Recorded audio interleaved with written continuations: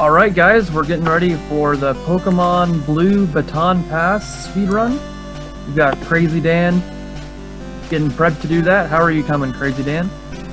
I'm ready. Just moving some stuff around so I can see everything. Alright, we'll get started soon.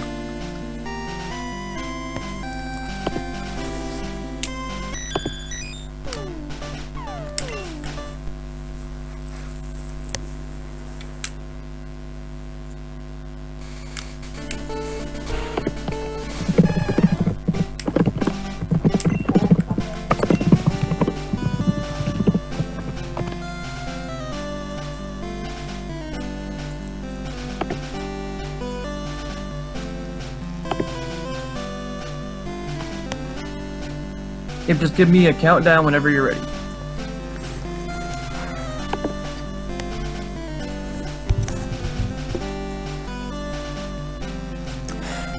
Okay. 3, 2, 1, and go. So I'm back from yesterday.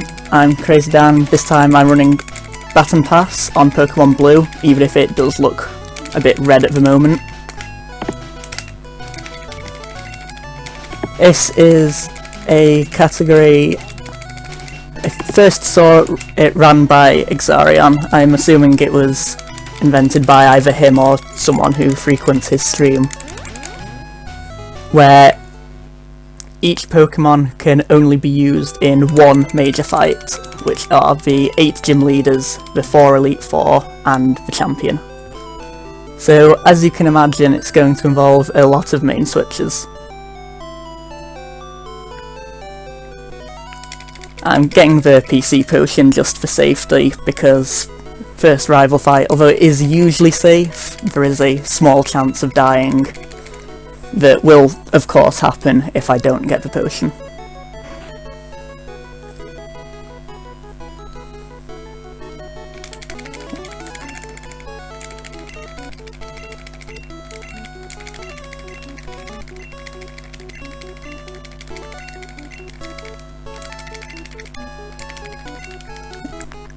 So I'm going to pick Squirtle, because this isn't a glitched run, so we need an actual good Pokemon.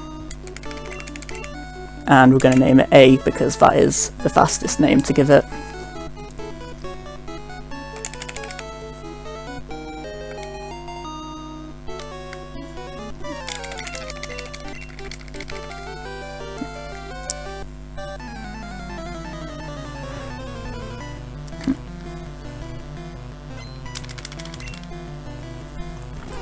The beginning part of this run is going to play out very similarly to just a normal red glitchless run, with the only major difference being that I'm playing it on blue instead, even if it does currently look red because I changed the palette when practicing the nips earlier.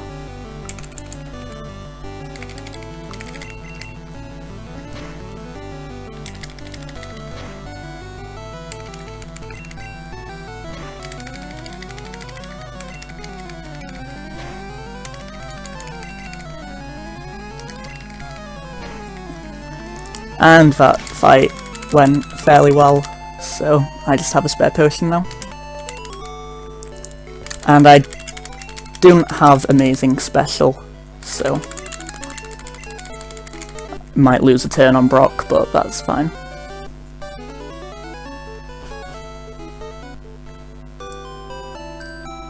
So yeah, as usual, I'm going to need to kill an encounter here to reach level 8 after the Weedle guy and get Bubble. And we got a decent one first try, so gonna probably free shot this rat.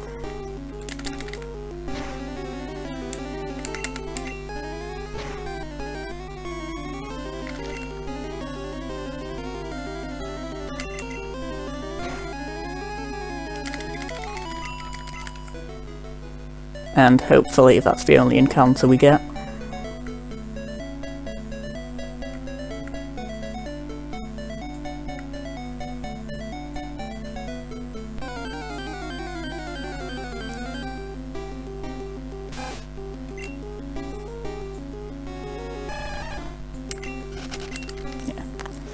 For those curious, the record is 2:11:32 by me,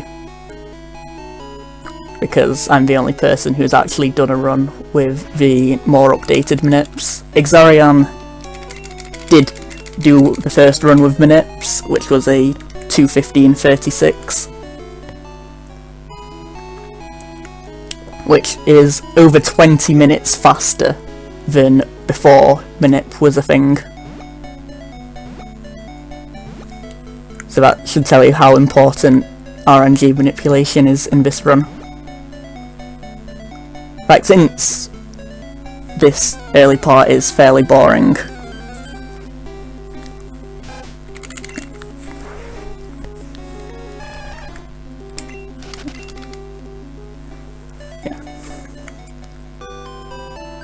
so yes, before Minute, this category was over 20 minutes longer. The record was longer than the estimate is today. And you had to catch Pokemon the old-fashioned way, by just throwing balls at them and hoping they chose to get in.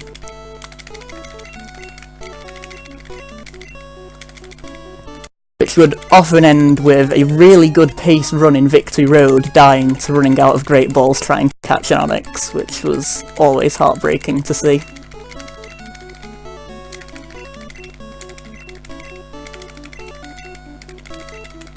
But now, if a Pokemon doesn't get in the Pokeball, it's probably my fault. Although there is still some RNG in the RNG manipulation, as Ty Kevin may have mentioned during his yellow run the other day.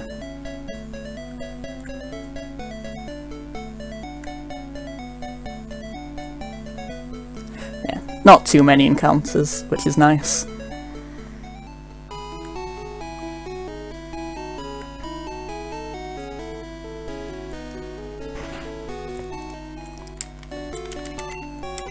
So we're going to buy 4 Pokeballs because we need to catch 4 Pokemon before we can get Great Balls. Because Great Balls, with their higher catch rate, make it much easier to find Minips, and the Minips will probably be faster, since you won't have to waste as much time trying to find one that works.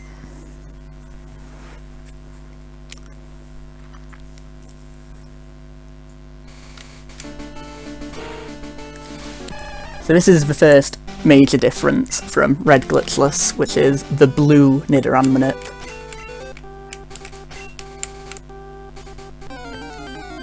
Where instead of pressing A 7 times, we just buffer our menu a couple of times.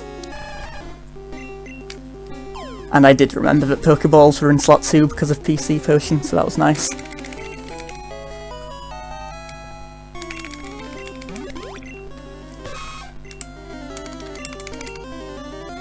And we name the Nidoran also A.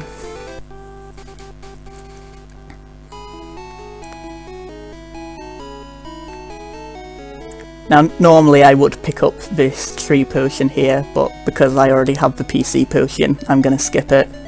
So hopefully I can get Pokeballs back into slot 1, where I'm used to having them, and not mess up later.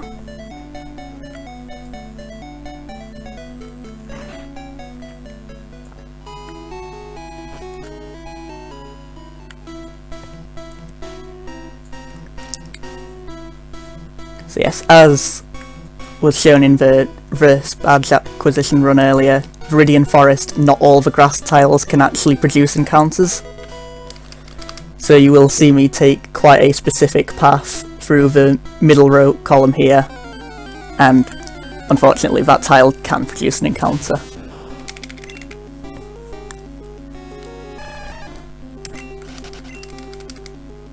So this was found way before I even started watching speedruns, so I'm not entirely certain who to give the credit to, but it does make Viridian Forest much nicer to go through.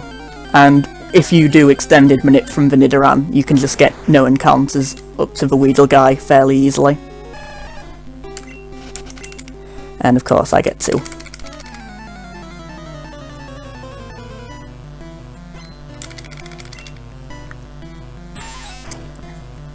Yes, this Weedle fight will also play out the same as Glitchless. We use Tail Whip twice and then tackle 4 or 5 times. And we get poisoned turn 1. But luckily we have the potion. So as long as we don't get crit while on 6 health, it should be fine.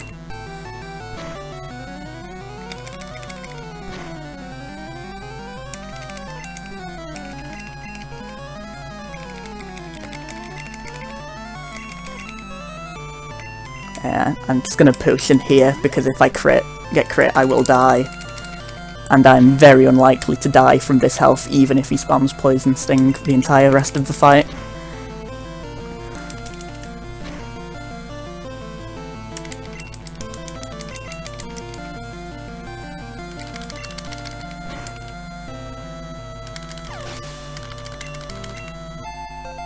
I'm just going to double check my special, and that is not looking good.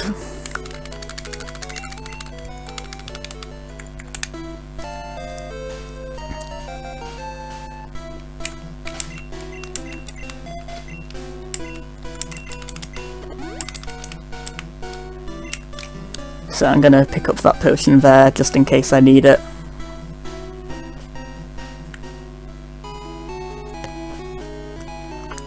And proceed towards Brock.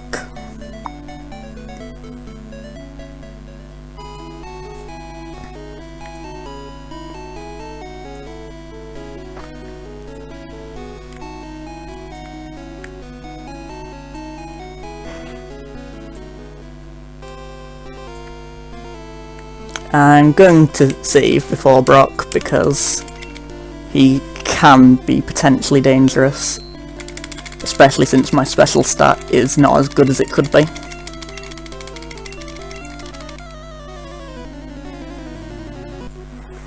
Yeah.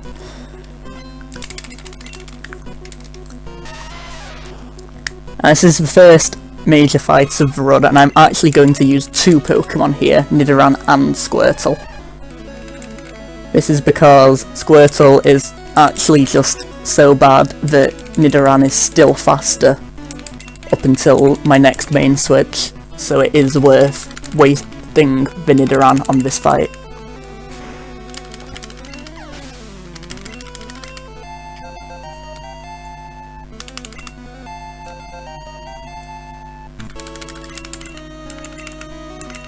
Although with Squirtle Manip, which came out fairly recently, it's probably worth having another look at that. Though obviously Squirtle Manip is not really marathon safe, so even if it does turn out to be faster, I would still be doing this strat here.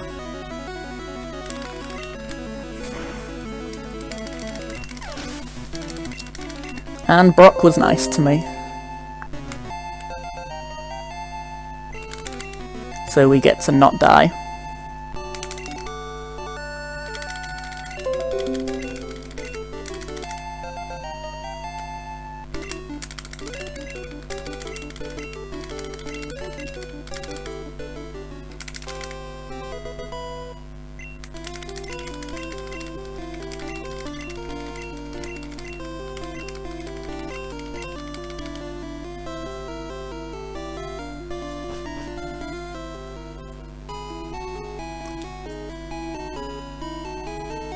Okay.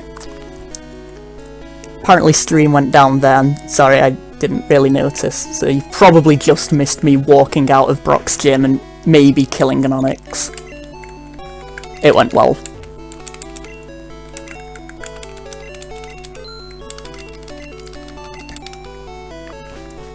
So buy 5 potions there, which is less than the 7 you normally get. That's just because we're using Nidoran less, and because of the constant main switching effectively heals us. There's just less need for the potions.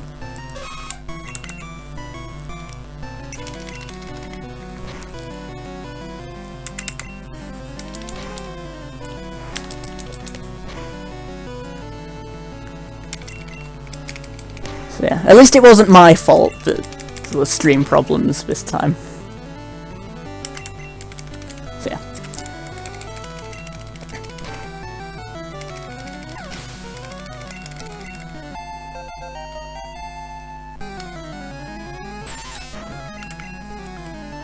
So here you're going to see the standard I need to save 1 horn attack, which will usually be tackling a Weedle or a Caterpie, or possibly just getting a crit on a Metapod or a Kakuna.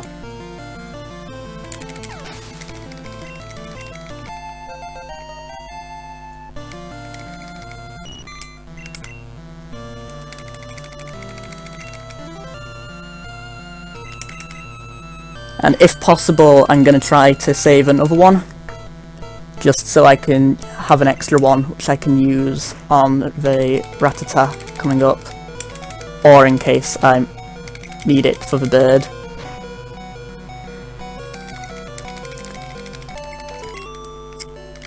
And we almost died there, but we didn't, so all is good.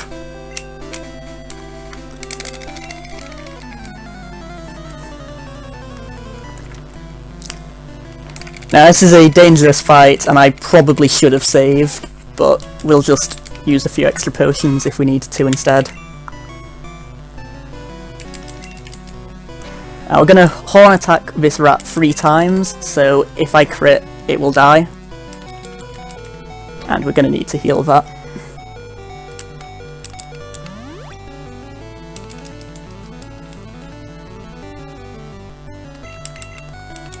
There we go, nice and safe.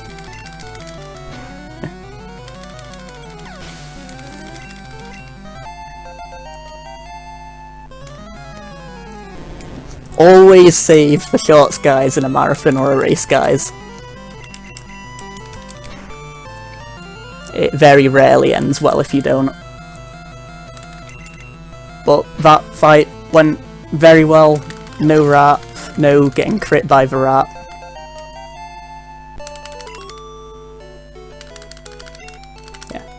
If I did end up stuck in a heal loop, I probably would have just switched out to Squirtle.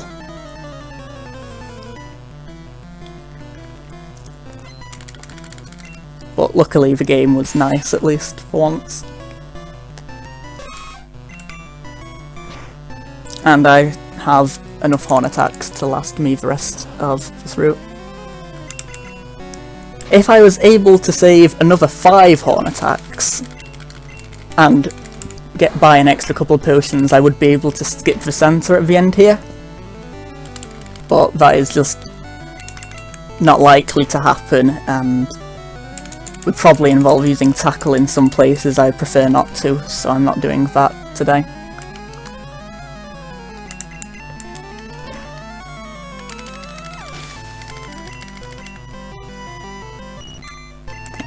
You will see me save for a few fights in this run that can be dangerous.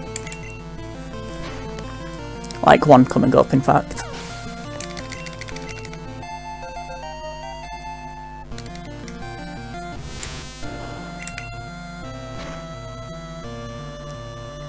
And that's a nice crit.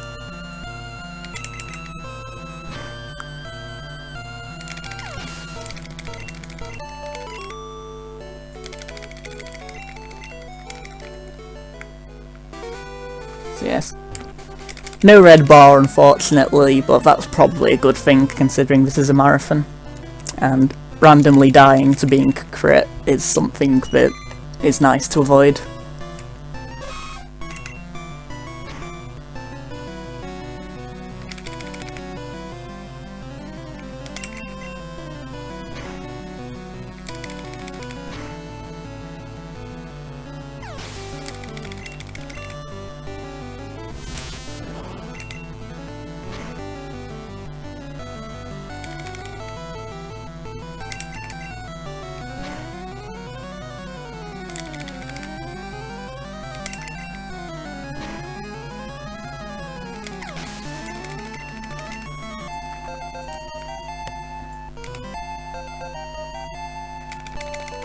And now I'm going to catch a bird, which is the only encounter I don't manipulate in this run. So it could be a Pidgey, it could be a Spearow. And it could also just not get in the ball, which would not be ideal, but is something I can deal with.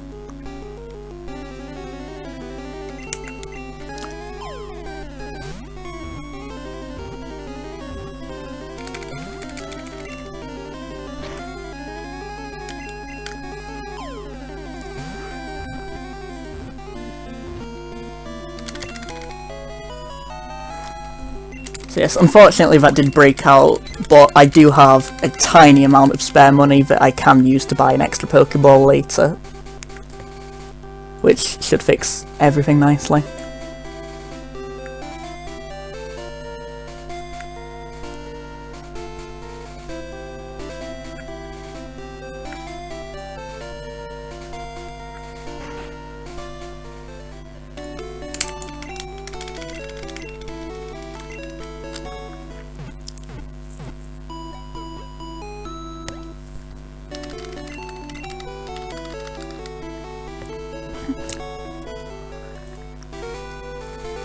So now you're going to hear something that you may not have heard before, which is 2 minutes of uninterrupted Mount Moon theme.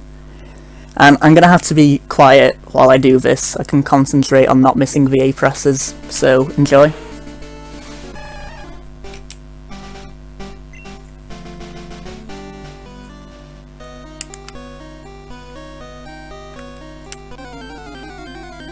That was fast, okay. That's one of the nice, that's what's known as an IGT0. It's a small chance that each minute has to just randomly fail based on the frame of the IGT when I save. That's one of the nicer ones, that's very fast. It's possible to get one halfway through Mount Moon. And then you just have to risk encounters the rest of the way. So yeah, this time I'm going to be quiet and you'll get your 2 minutes of Moon music.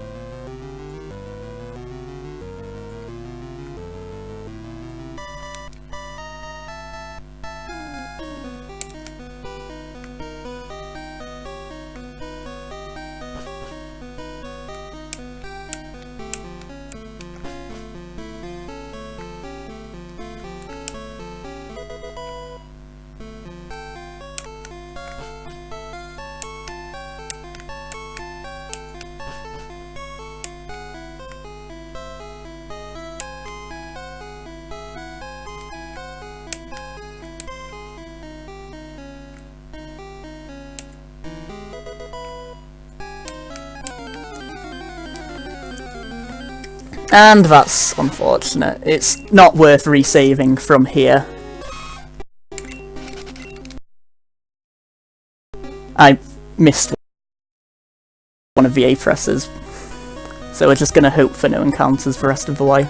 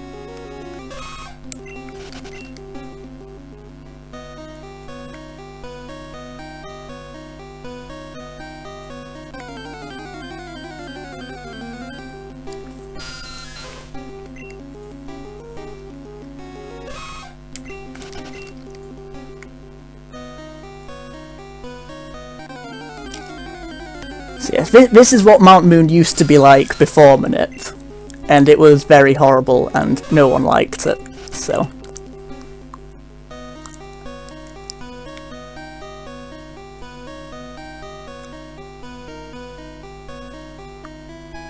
And now we're just going to save here because this is one of the 2 hardest fights in the game. Because in Glitchless, you do this fight as a level 16 Nidoking, and I'm doing this as a level 14 Nidoran, which is obviously going to make things much more difficult. This Rattata outspeeds me, and I don't even 2-shot it unless I get an attack badge boost from Tail Whip. Or a crit.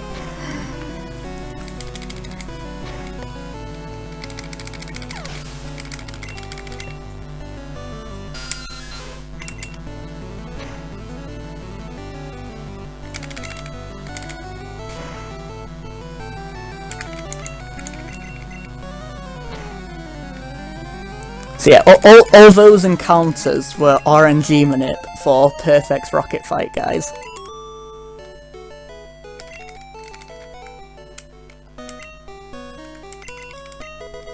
So now we're going to evolve up to Nidoking and not have to deal with horrible fights like that for a while.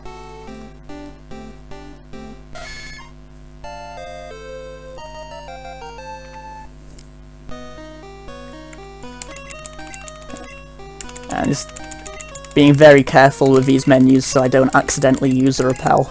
Not the repel, the escape rope. Because then I would have to reset and do the entire minute. Well, I'd have to reset and I wouldn't get the god fight again. So...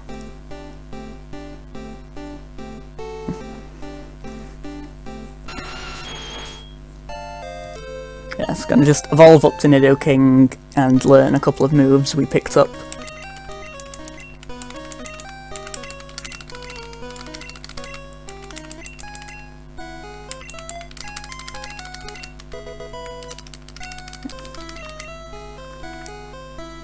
Yeah, so you get Mega Punch and Water Gun. We get here because we're going to be quite underleveled compared to the glitchless route. So we're not going to learn Thrash anywhere near as early. So we need some other moves to help pick up the slack because Horn Attack is not powerful enough and it doesn't have enough PP to get us all the way through until the next main switch.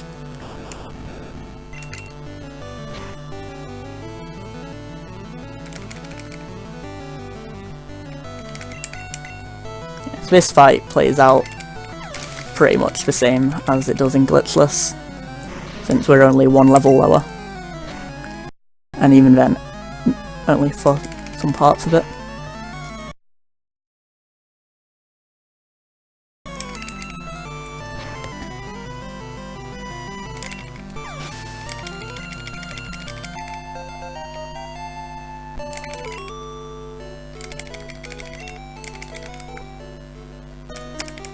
Everybody type praise it in chat, we are picking the correct fossil. Definitely not just because it's the fastest one.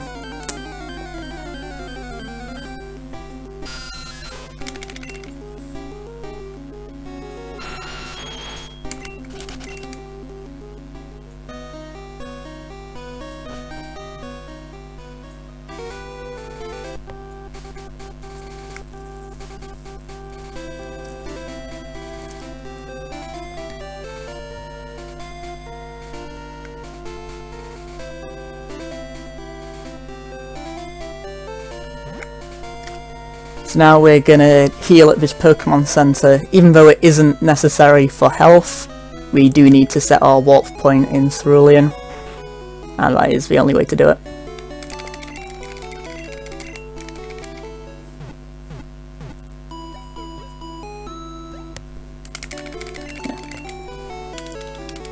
Probably the only bad thing that came from changing to using Manip is it's no longer worth it to use Omanyte as a battler. Previously, because it was just a free level 30 water type, that was amazingly useful. But since now reviving fossils takes quite a while and it doesn't have guaranteed stats, it's no longer used.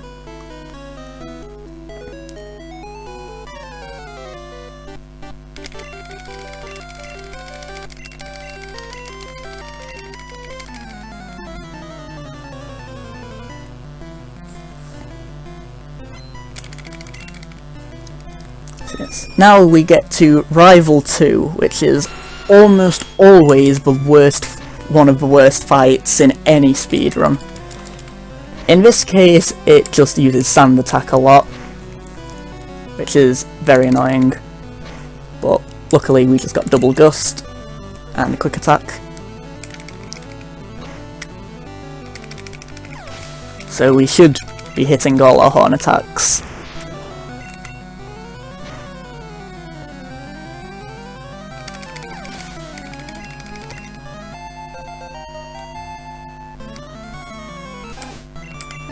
Because we have Mega Punch, we might as well use it on this Rattata since it kills and Horn Attack doesn't. And then we also Mega Punch this Bulbasaur because 2 Horn Attacks don't kill, and if it uses Growl, then a Mega Punch plus Horn Attack doesn't kill, so we want to lead with Mega Punch.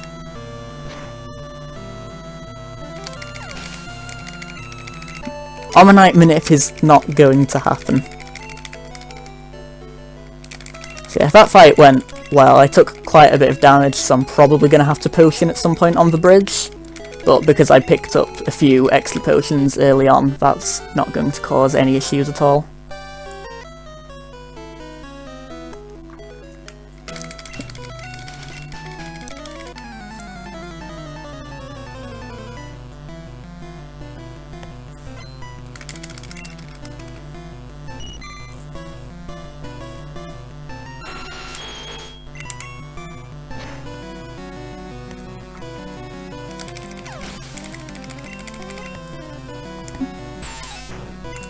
So yes, Nugget Bridge is going to proceed almost exactly how it would if I was doing the Mega Punch route in a normal red glitchless run.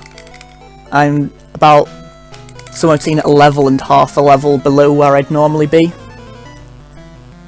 So you might see me use Mega Punch where you might expect to see a Horn Attack.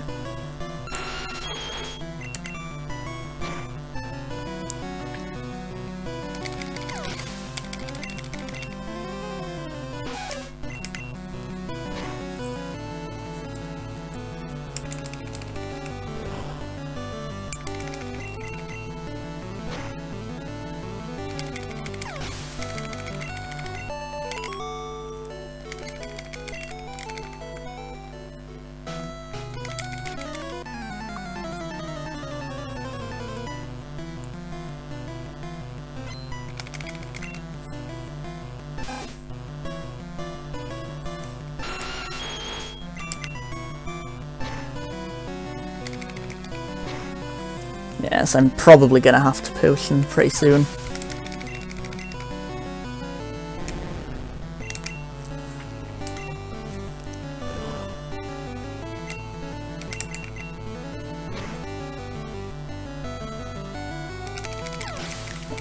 Teckle, I know what I'm doing. I've not forgotten anything yet.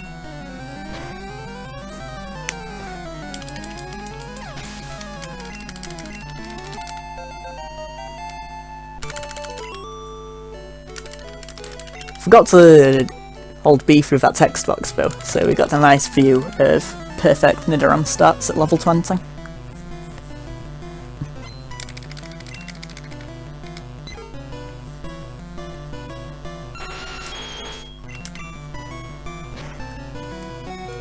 Yes, I'm gonna heal before Mankey here because it could kill me.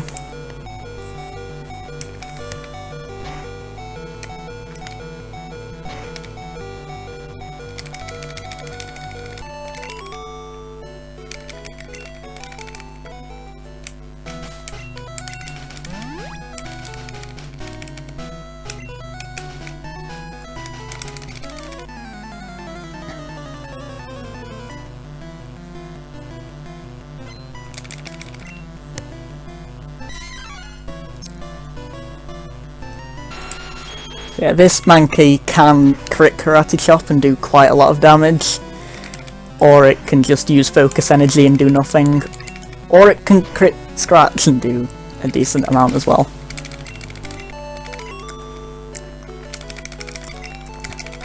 So yeah, in Glitchless, this is where I'd hit level 21 and use my 2 rare candies to get Thrash, but I used one of my rare candies earlier and I'm saving the other one for later. So we're just going to continue on.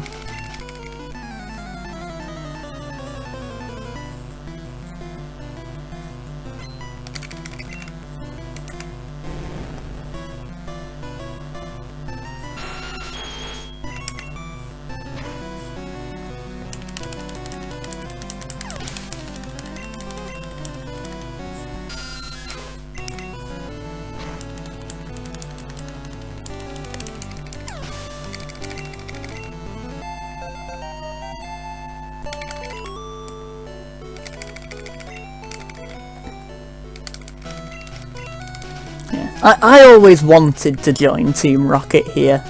That would have been really cool. But unfortunately, no matter what you do, it just assumes you don't for some reason.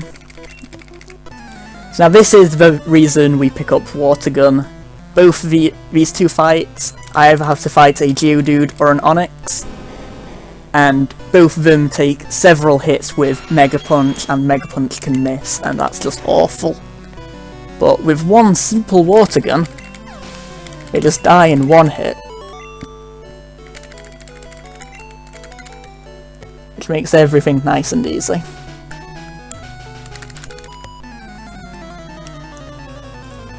Water Gun is never used again before or after that fight, so enjoy it while you saw it.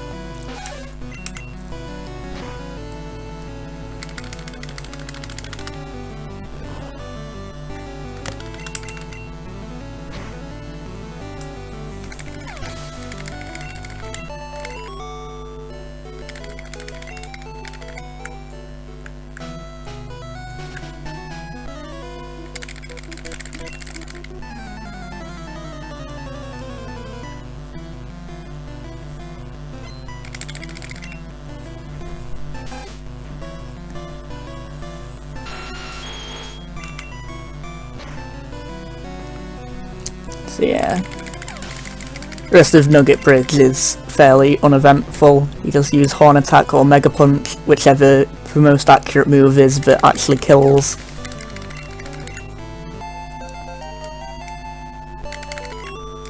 And hope your Mega Punches don't miss and their quick attacks don't crit.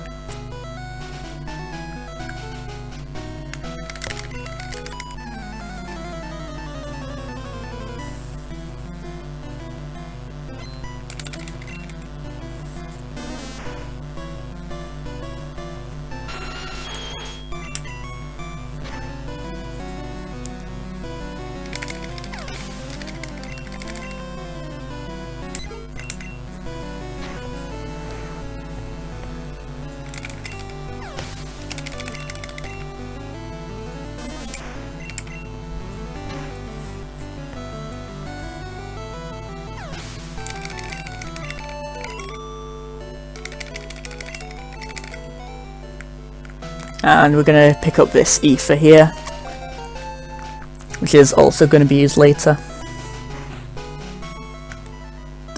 And we'll save Bill while we're here, I guess.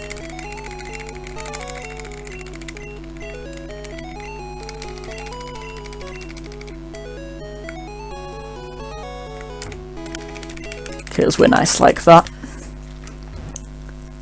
Definitely not just helping him to advance the plot, that would be very selfish.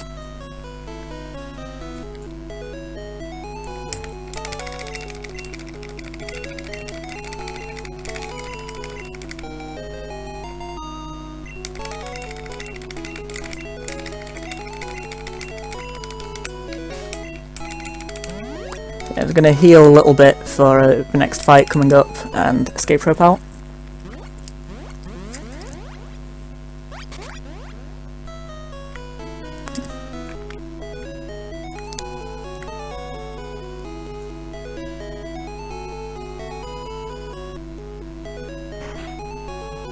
And I'm gonna make a quick safety save before this fight. I've never actually died to it, but I two-shot a drowsy if it knows hypnosis and I don't have any awakenings, and then confusion does a lot of damage. So in theory it could be very annoying, and I prefer to not lose half my money.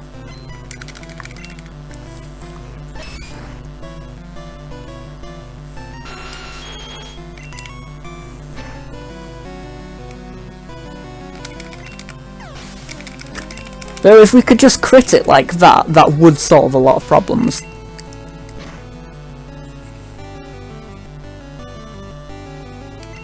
Yeah, but disable fail is very nice and exactly what we want.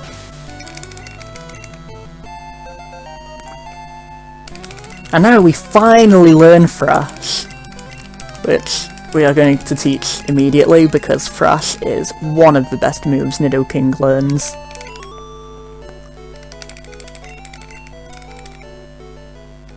Would have liked to have it a little earlier, but it's not worth getting the extra experience you need when Nidoking only has 2 more fights to go before we catch a couple of new Pokemon. And I need to remember to buy a Pokeball because Pidgey broke out earlier.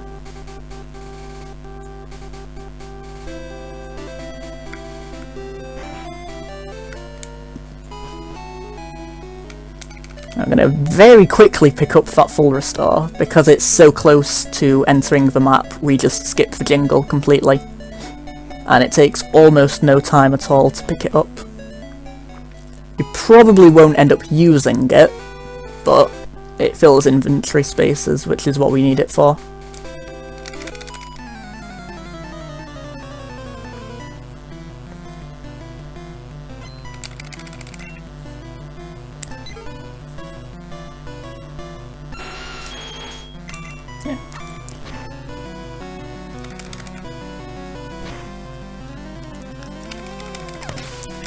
This is actually probably one of the only parts of Gen 1 speedrunning where I don't want to get into Red Bar, because it will actually lose time. Because there is a minute coming up that only YOLO balls if I'm out of Red Bar. So if I get knocked into Red Bar, I'll have to either heal or switch to a different Pokemon.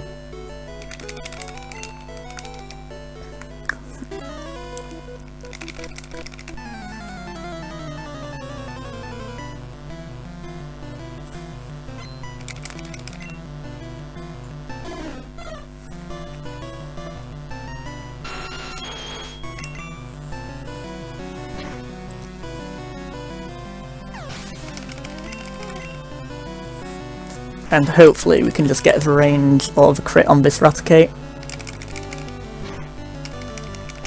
Okay, that's good health, because it isn't Red Bar.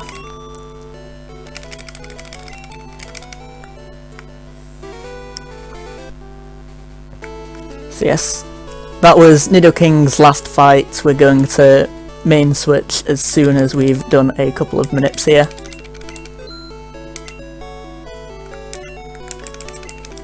Going to buy a Pokeball because Pidgey was not nice earlier, and we're going to buy some repels because I don't like getting encounters.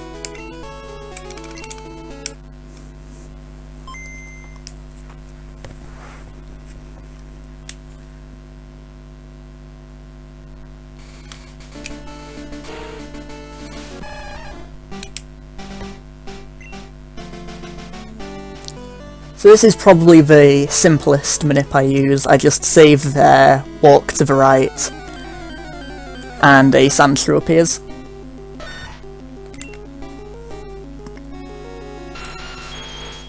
And then I catch it first ball.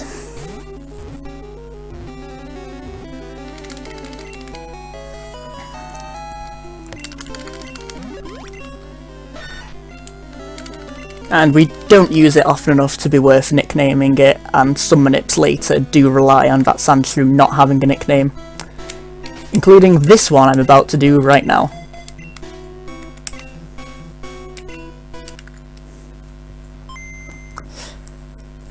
This is the Dugtrio manip.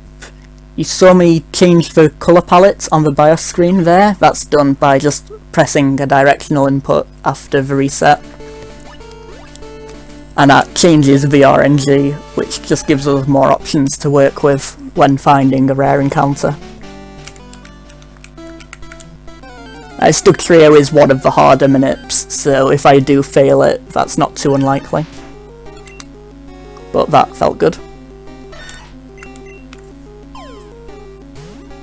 Yes, no. It's a 4-frame window to catch the Duck Trio, and there's a chance that was IGT0, but it could have been late, so I'm going to give it another shot before I resave.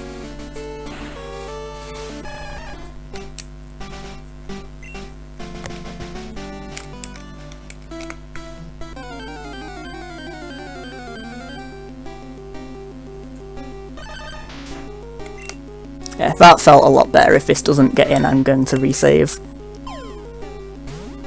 Ah, there we go. I'm just bad.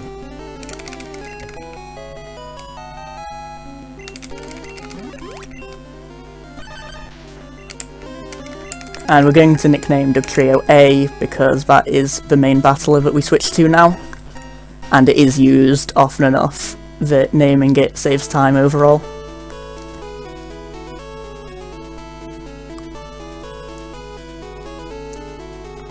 So now, after that small detour, we're going to proceed to the SSN, where we will take another small detour to get the move Body Slam. Because Duck Trio's current moveset is not very good. It has Scratch, and Dig, and Growl, and Sand Attack. And Dig only has 10 PP and is quite slow to use, so I would like to get a better move. And luckily, the fight that you need to do to get Baton Pass, Body Slam, is very short. Because I just one-shot him with Dig. So it is more than worth the detour.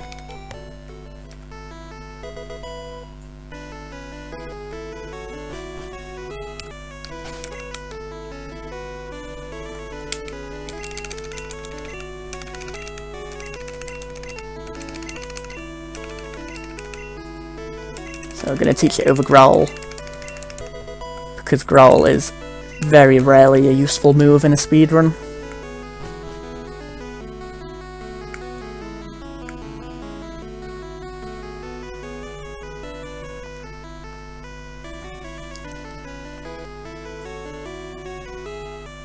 So yes, Nidoking is never going to be seen again. This is a trio run now.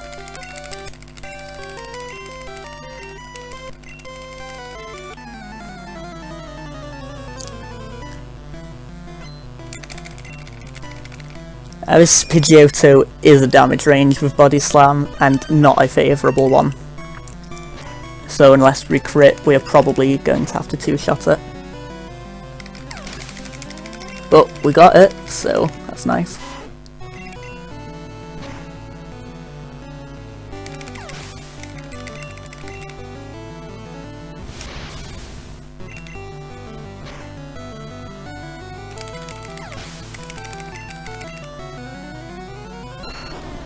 And we dig the Ivysaur because Body Slam doesn't kill it.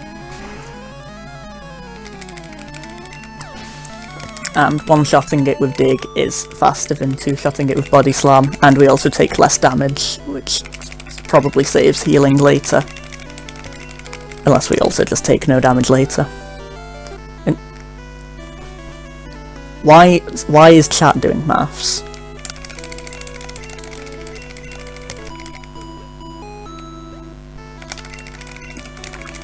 So now we're going to see another jingle skip. We are not going to get a jingle when we receive cut there. I'm not entirely certain why that one happens, but it's just an interesting thing to notice. You think Body Slam's weird on Duck Trio? It learns Aerial Ace.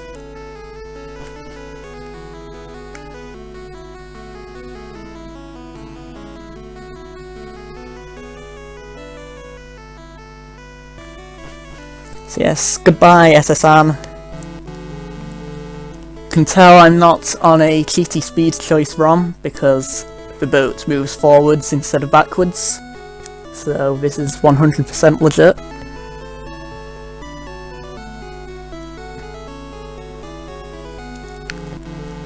And it appears as if I forgot to fight Misty earlier, so we're gonna quickly go back and do that.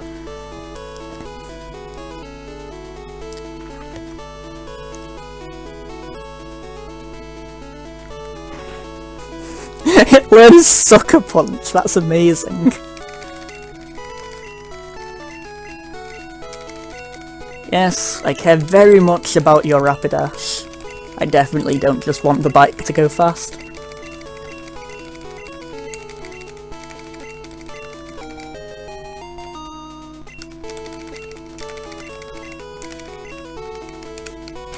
And luckily the trio comes with dig, so we don't even have to teach dig in order to dig out of here.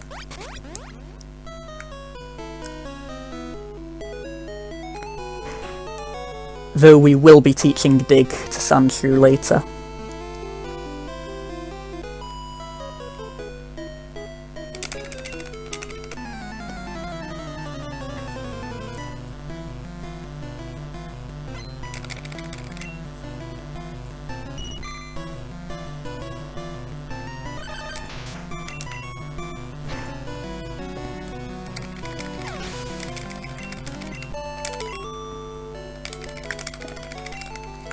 And though it is very unlikely, I am going to save for Misty. Because it has happened to me once before, and losing half my money is still bad until I manage to do a big shopping trip in Celadon.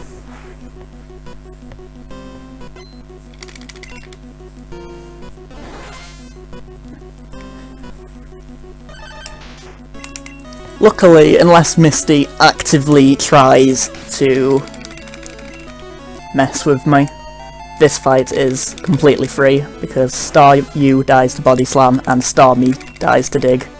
And it didn't use X Defend, so we just one-shot it. If it had X Defended and then crit Bubble Beam the turn after, then I probably would have died and I would have been very sad.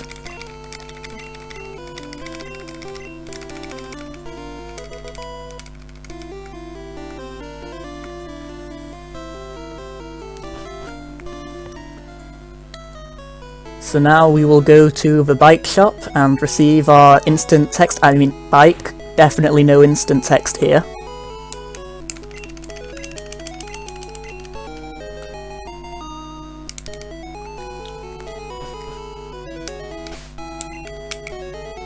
So we're going to swap this down for the bicycle. Teach a couple of moves to Sandshrew.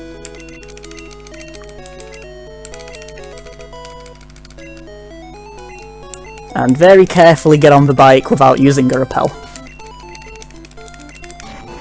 Because I no longer have any spare money to fix mistakes.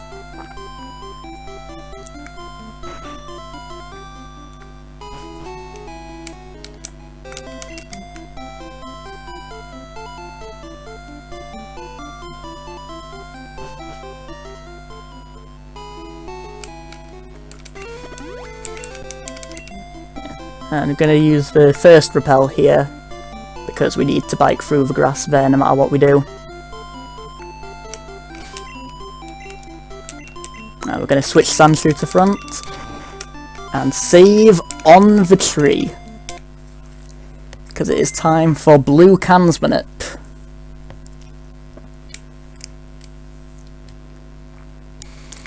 This Cansmanip is the major reason why red is used for blue for glitchless over blue, because it is impossible to get first try cans without doing that little buffer that I did when selecting to continue game there on blue, just because of the way the RNG works.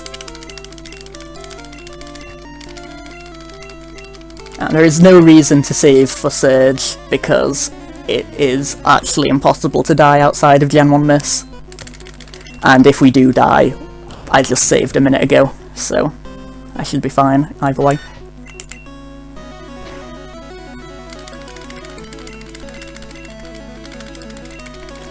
Yes, even though Surge's Pokemon all outspeed my tiny level 15 Sandshrew, he still feels the need to spam X-Speeds all the time. Which I am completely fine with, because getting growled is the only annoying thing he can do.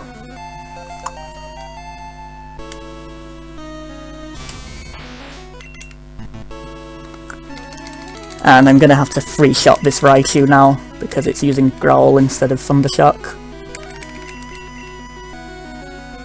Yeah, I can't even finish it with Scratch now, unless I crit.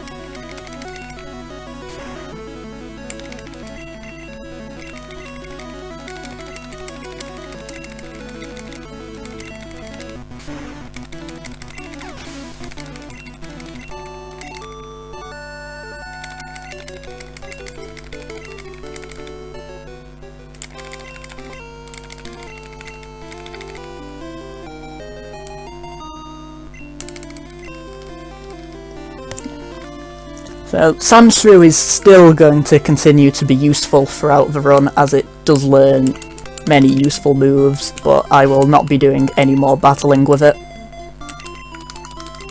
as it is still only level 16.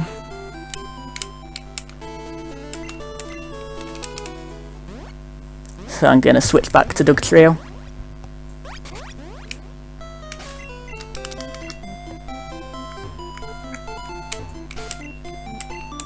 And proceed to 4-turn Thrash fight. Except because I don't have Thrash, it's just don't Gen 1 miss Body Slam fight, which is much more likely.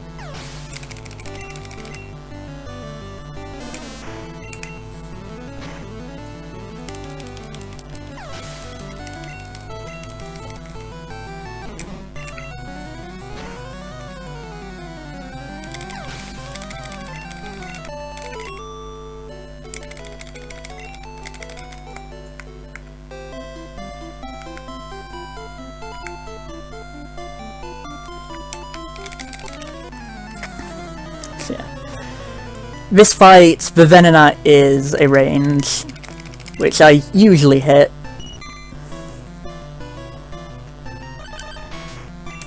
And if I miss it, then I'll just have to finish it with Scratch.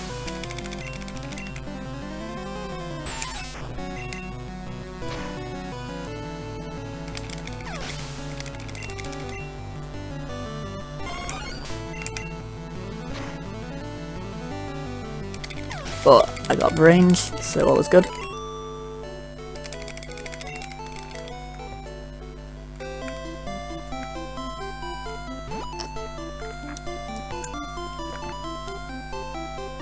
So now we're going to go into Rock Tunnel, hopefully without too many bonks.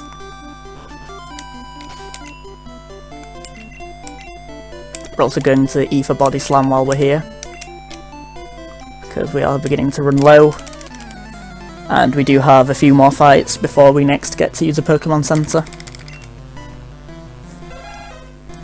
Unfortunately, Dugtrio doesn't learn Bubble Beam or Thunderbolt, so these Cubones and Drowsies will be a little slow.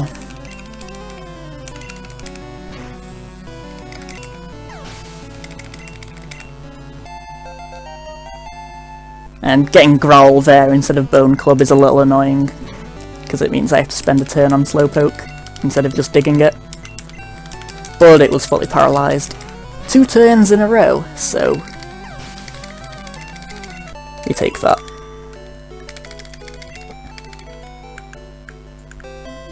Bonk. Bonk. Bonk.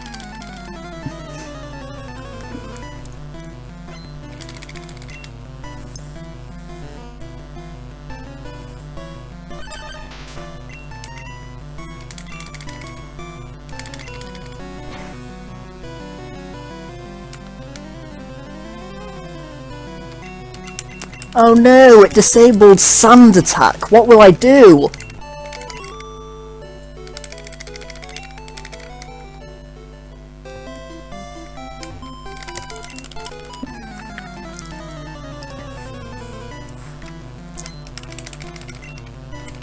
So yeah, Rock Tunnel is a very fun fight coming up next. This fight is just uneventful body slamming.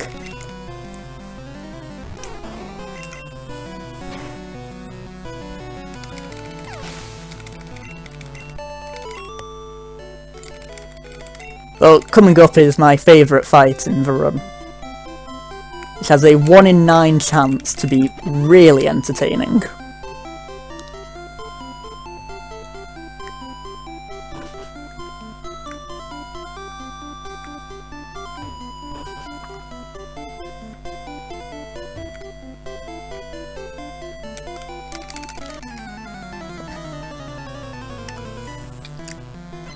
Because this hiker has 3 Geodudes, well 2 Geodudes and a Graveler, and they all die to dig. But while they have a turn, they can use either Tackle, Defense Curl, or Self-Destruct. Unfortunately I don't get the perfect fight here because that Geodude used Tackle, and that one used Rock Throw. I think only the Graveler has Defense Curl actually. Can we at least get 1 self-destruct? There we go. And that saves time just because the health bar goes down instantly. You don't have to see me hit him.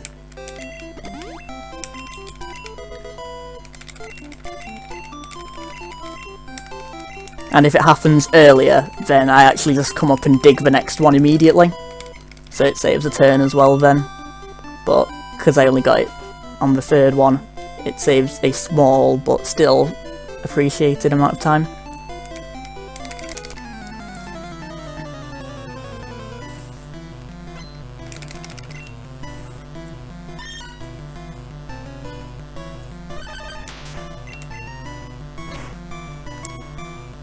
So now we just have 2 more fights of using Body Slam. We Rare Candy and Learn Scratch for the Lavender rival fight coming up.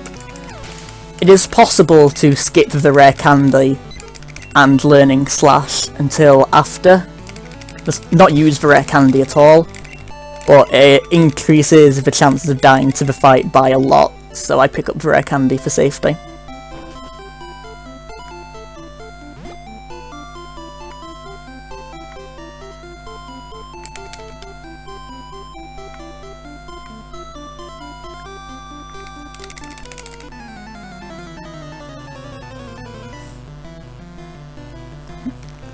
It also does, having the extra level does also guarantee a couple of body slam ranges, which is nice.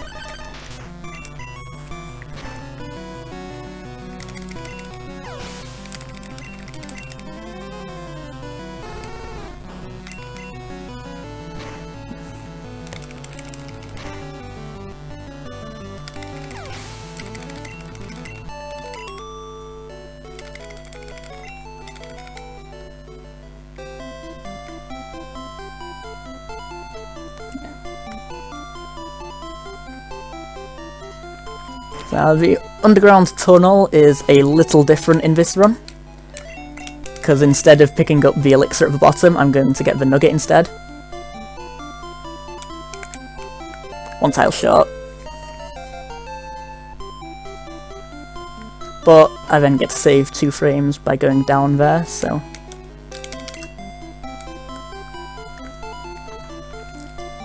And we're also going to take early Celadon Center here, both to restore our body slam PP and because we've usually taken a little bit more damage here and we need full health for the next fight.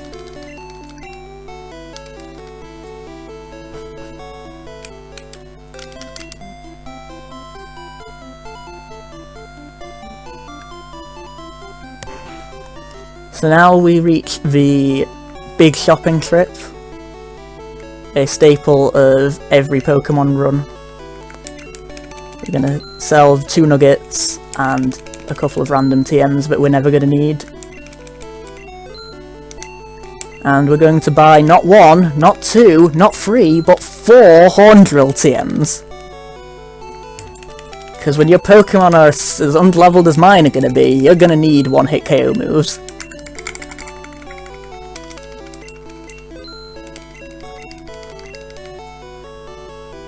I'm going to buy some Great Balls for catching, some Super Repels for repelling.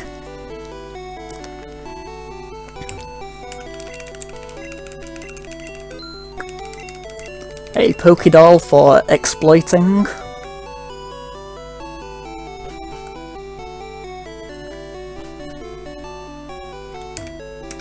And finally, a freshwater.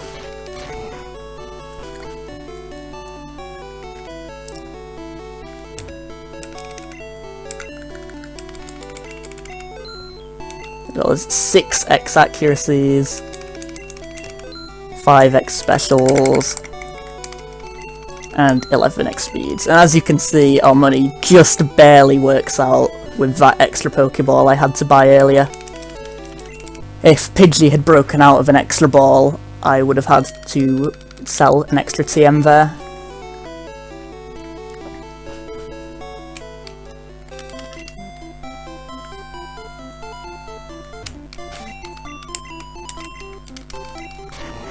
So now we're going to get Fly. Not a sub-hour Fly split, unfortunately, but I wasn't really expecting one.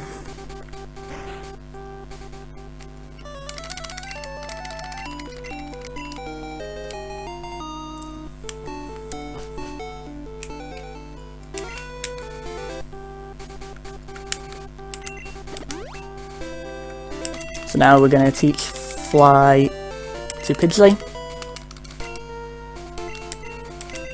And fly over to Lavender Town. Now this is also one of the hardest fights in the game, because Gyarados one-shots me with a Hydro Pump critical, and there is absolutely nothing I can do about that.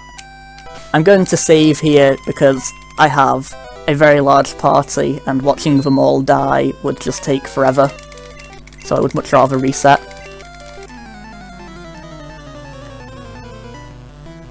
If that happens.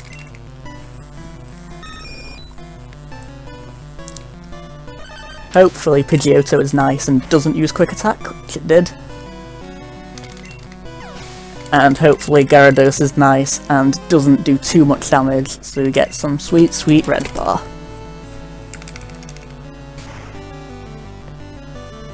Please no bully, please no bully. That is possibly the lowest possible roll.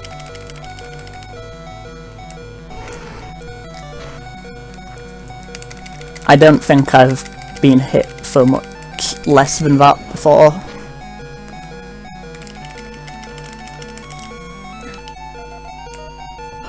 And we slash the Ivysaur because it doesn't die to Body Slam. And Slash is faster than Dig, since Dig is a 2-turn move.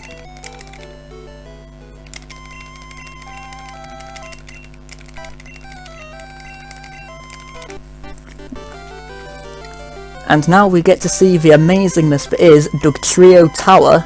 No 90% accurate moves that miss every other time.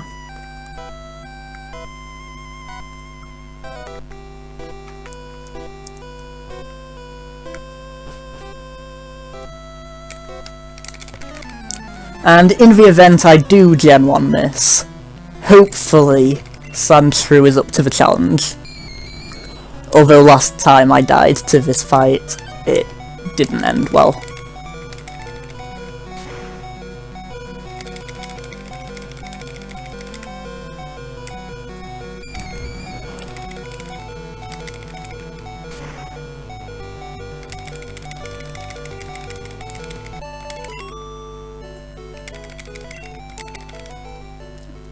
I'm gonna skip the elixir here because we don't need it yet. We don't need a PP healing item yet, and the inventory works out a lot nicer if we skip it for now.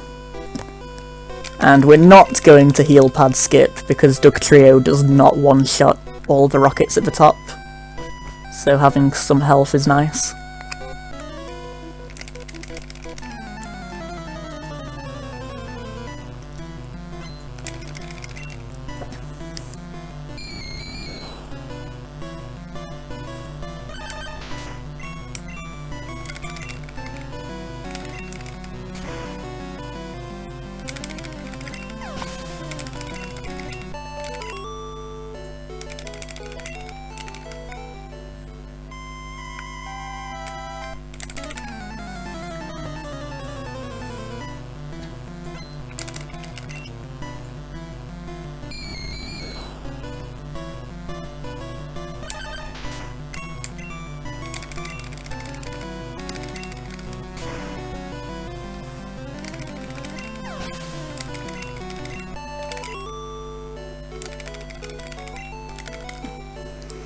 So we pick up this rare candy here because it's blocking our path, and we will use it later on one of our Pokemon that needs a couple of extra levels to be usable for its fight.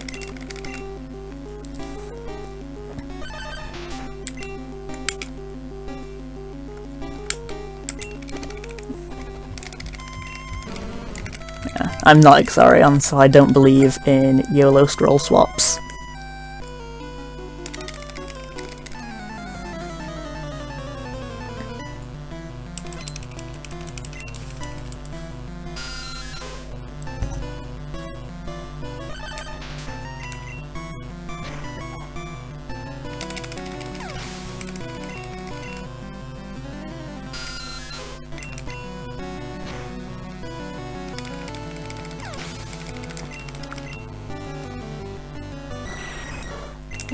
We body slam this Golbat twice because it doesn't quite die to a slash crit. But it does die to a body slam crit, because body slam does have slightly higher base power.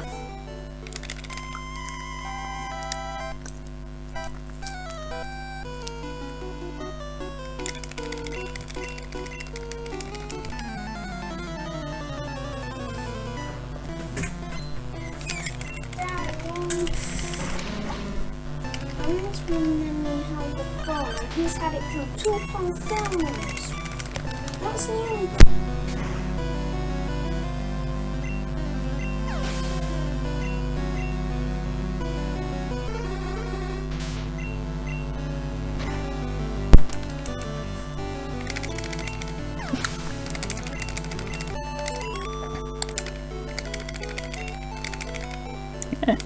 The interesting thing about the top of the tower is we walk in front of these rockets instead of talking to them from the side, which we do for most fights, and that's just because they walk out at their slow pace anyway.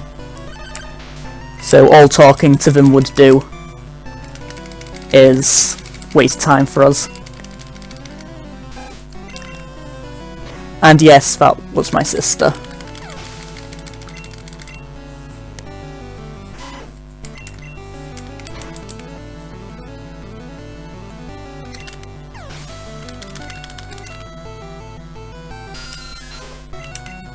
Yeah, slash Eradicate because it doesn't die to body slam. Just like it doesn't quite die to a Thunderbolt if you have not got Thrash here in the Nidoking route. And that was a very clean tower, so I'm happy with that.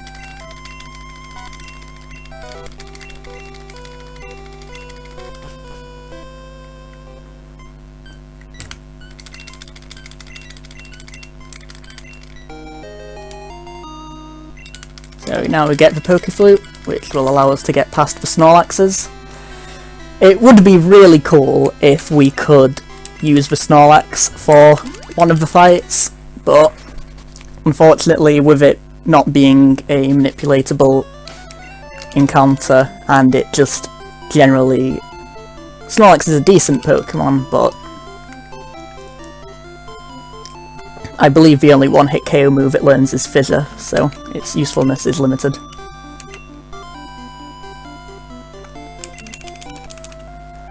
And there we have Swag Pokeflute.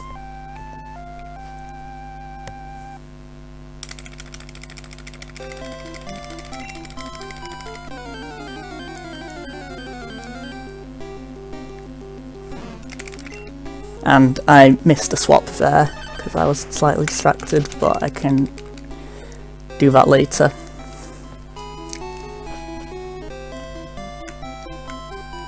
I skip this rare candy on the cycling road because there are faster ones to pick up later and we don't have to super repel if we don't pick it up.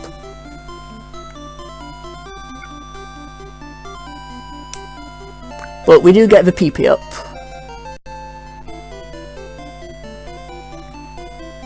Which is useful for the champion since one-hit KO moves only have 5 PP and champ has 6.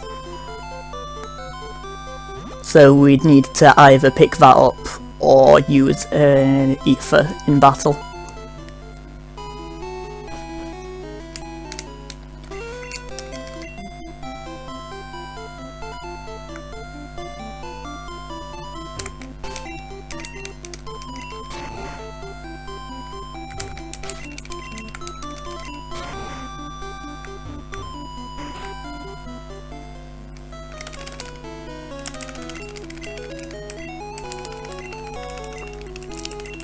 So now we go to the Safari Zone, where we're going to catch 3 extra Pokemon.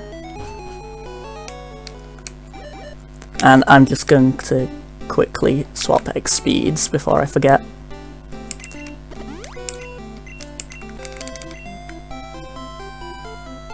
It's not optimal to do it there, but I missed it earlier and I'll probably forget later otherwise.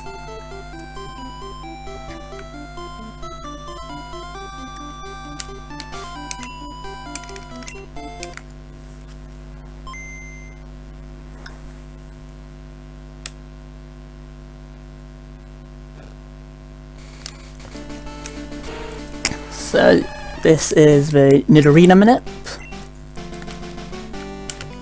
It's very simple. You just do that with an A press in the middle. And then clear the Nidorina text box.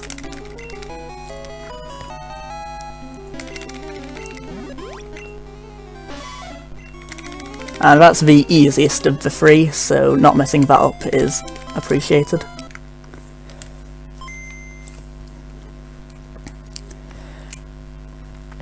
Next, I'm going to catch a Pinsir. You're going to see me wait on the intro for a little bit here. And that's just because Pinsir is a rare encounter. And I just got IGT zeroed again.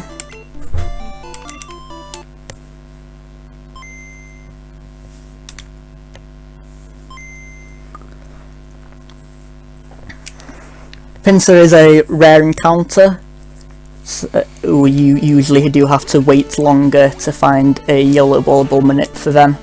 You also sometimes need to just wait for the D-sum to line up. There we go, that's what was supposed to happen.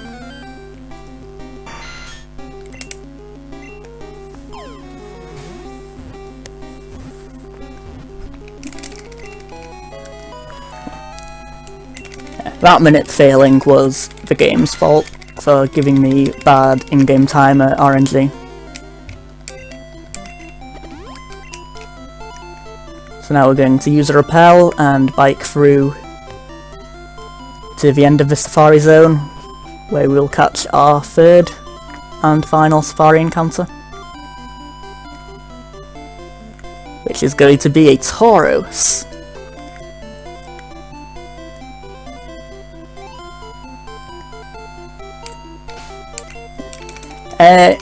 Big shout out to mostly Stringflow. He found most of these Manips. The Moon Manip was found by Entpinter. I probably butchered his name a little bit, sorry about that.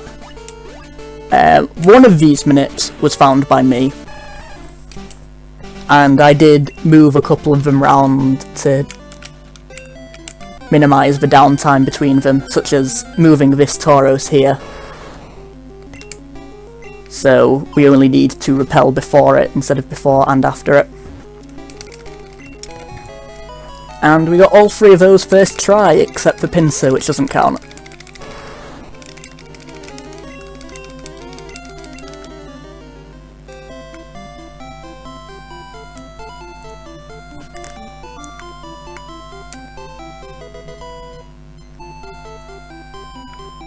So yeah, gonna get the gold teeth and the HMO3 as usual.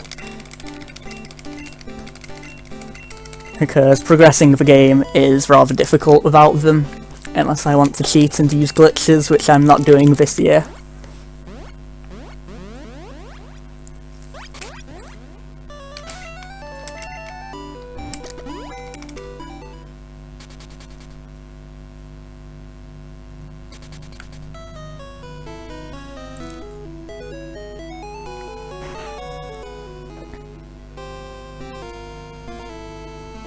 So these first 2 fights in Koga's gym we're going to continue to use Dugtrio for, because it is still the strongest Pokemon in our party.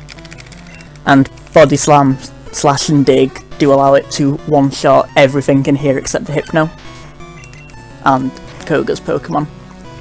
But since I already used Dugtrio on Misty, that's irrelevant.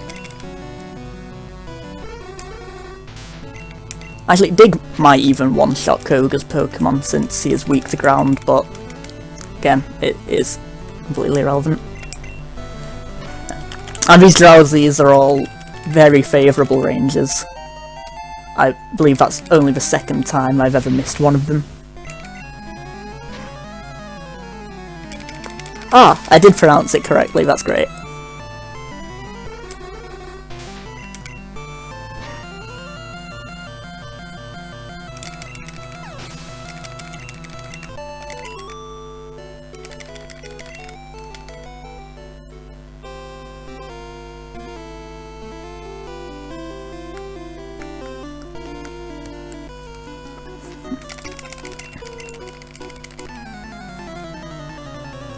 And Slash has, I believe, a 255 out of 256 crit chance with Dugtrio, and that 1 in 256 is just general missing, and that was supposed to be a dig. But I crit anyway, so we save time by making mistakes. Isn't it amazing when that happens?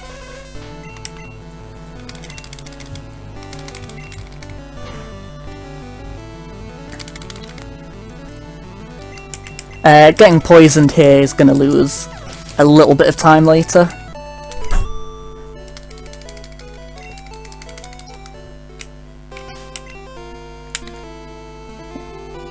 Swap accuracies down. Teach Horndrill to Nidorina. And I'm sure you've all figured out what the Koga fight's going to look like now.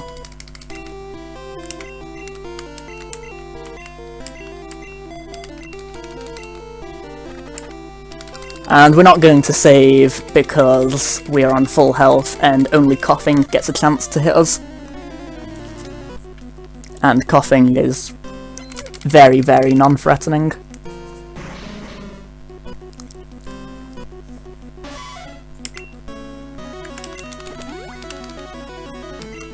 See, it didn't even damage me.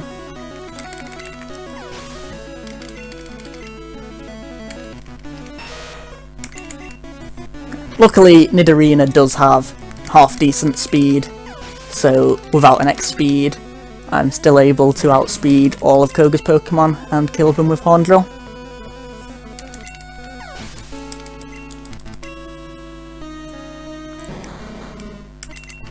Except, of course, the Weezing, who is going to use Self-Destruct and kill me. Thank you.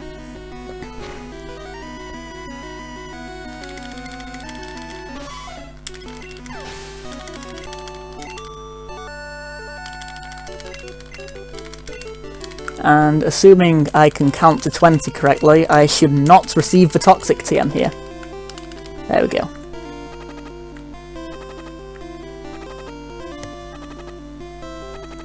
Now, usually I would have to toss an item to make room coming up in a minute, but assuming Dugtrio doesn't die from poison, I'm just going to use my full restore on it.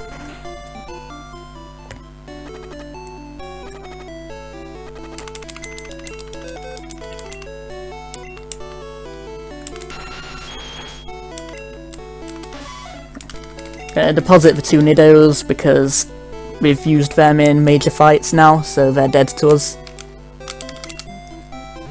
Other Pokemon still have useful HMs that I need to have, so they get to stay for a while.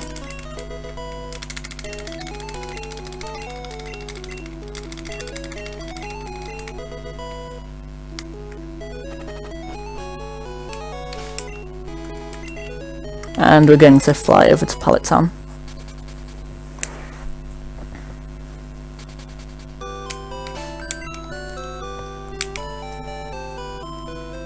Swap for X specials. Teach Surf to Squirtle. And then teach Strength to Sandshrew.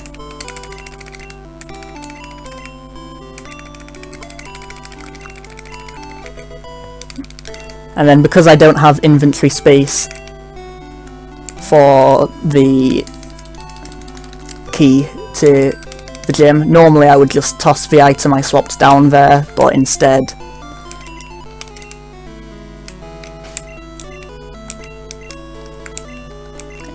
switch Sandshrew to front, and wait for that guy to move. Now, one thing you almost universally want to avoid when doing manips is saving with NPCs on screen, because their timers can mess with the manip, and because you don't know them, because you don't have a way of seeing...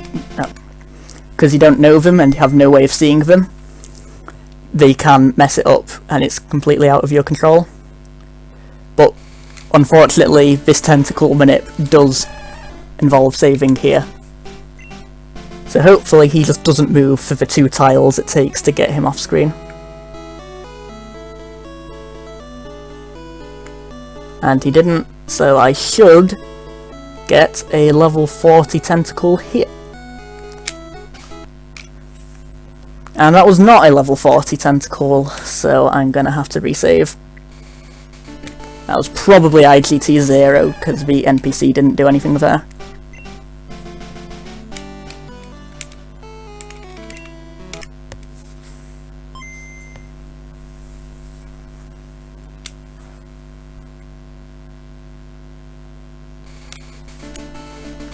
Yeah, we split the HMs up because we're keeping Sandshrew for longer than Squirtle. And we're going to because there are several gyms where having a water type is useful, we're going to have many Pokemon with Surf. But only Sandshrew learns the 2 HMs and Dig that I need.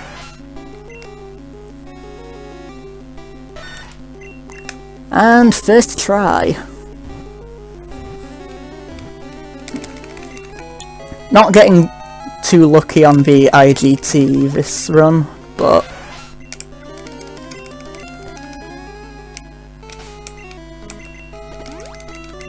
it is something I wanted to mention at some point, so at least it did rear its ugly head. Oh! No, I think I just forgot to switch tentacles.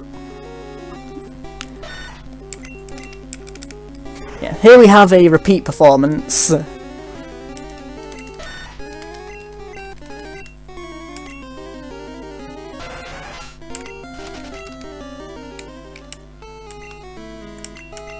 I am supposed to switch tentacle to front there, but it was irrelevant because I would have got that level 40 anyway.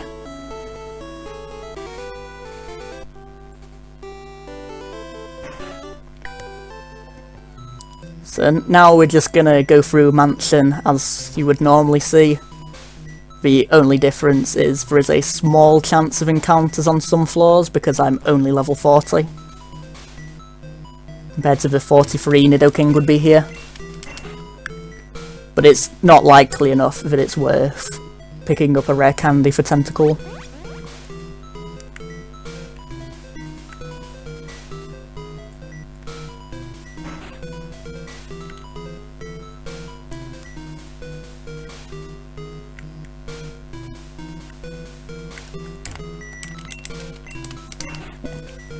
Skip the Blizzard TM. Yeah, and here's one of those encounters I was talking about, a Muck. Muck is not very useful, so we're just gonna run. And coming up is a second one, that's amazing.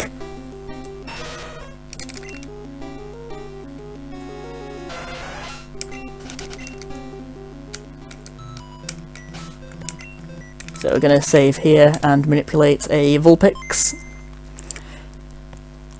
This is the only manip that I found myself, because I didn't like where the old Vulpix manip was positioned, and it wasn't able to be moved to a nicer place, so I had to just find a newer one. But this one ended up being much faster than the other one anyway.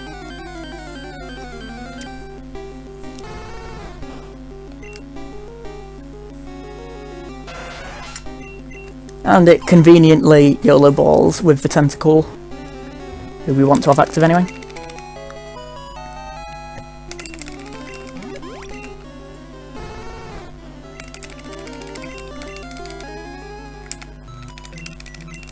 Now we're going to press the switch. And do the second mansion manip. This time it's going to be a Ponyta.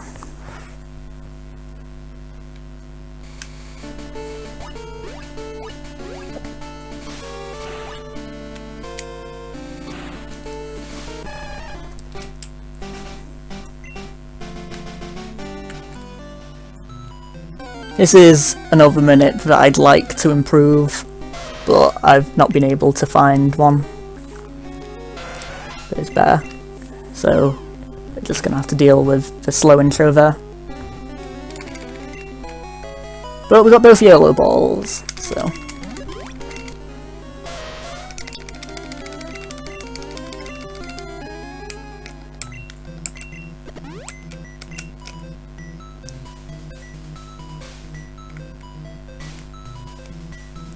Gonna pick up a second rare candy. That's the quickest one to pick up that I walk past. And we're gonna use Sandshrew to dig out.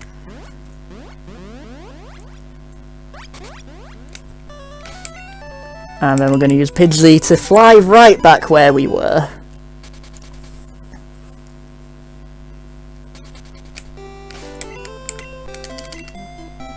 And we didn't forget the secret key, so we get to enter the mansion. So now we get ABBBAB. The secret code you need to have success in Gen 1 runs. Unless, of course, you're a glitch cheater, in which case you just make Blaine appear out of nowhere. Or, if you just want to do a 151 run, you don't even fight Blaine at all.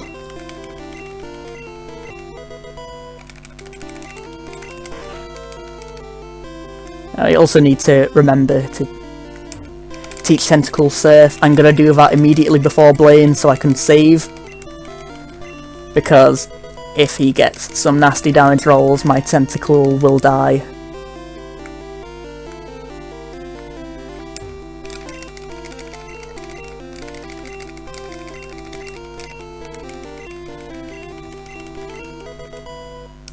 Whoever just typed in the wrong code for these gyms, I hate you, because I almost messed up reading that message.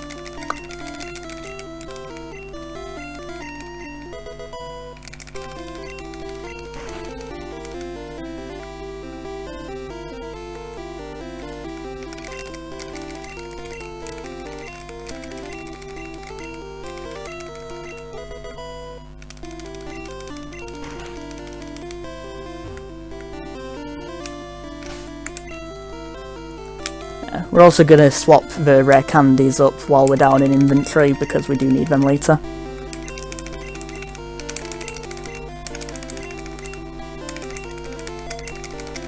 And Tentacles moves are all irrelevant because they're all not Surf.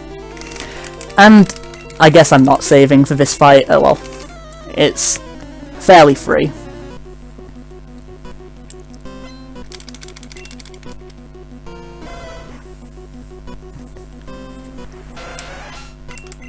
And we do set up on Ponyta, who does the least amount of damage.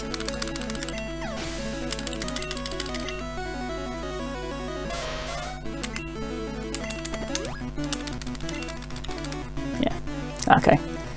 We're safe now. Can we get a super potion? No. Double growl is just what's the standard.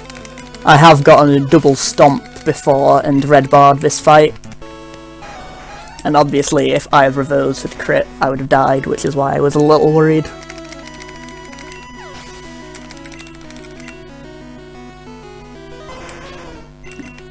But with an X Special and an X Speed, we outspeed and one-shot all of Blaine's Pokemon. And we just barely miss level 41 here, which is nice, because not leveling up does save time.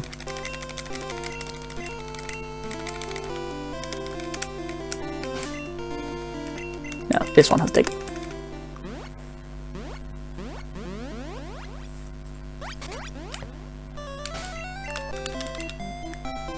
So now, immediately afterwards, we're going to go to Erika's gym.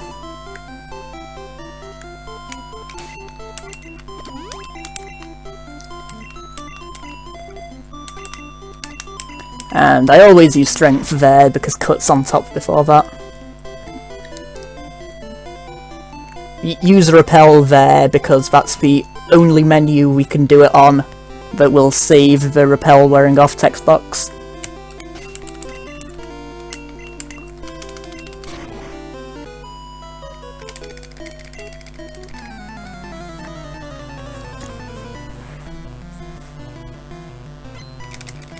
Yes, no, this is probably not record pace, because the minutes have been a little bit mean.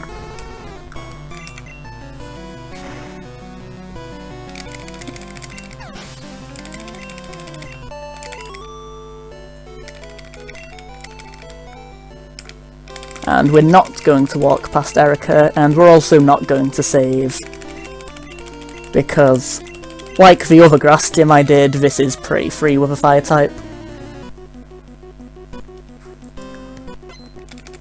We do still need an X special,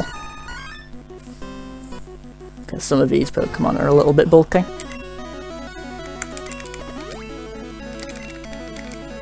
But at worst, I'll get a 5-turn wrap.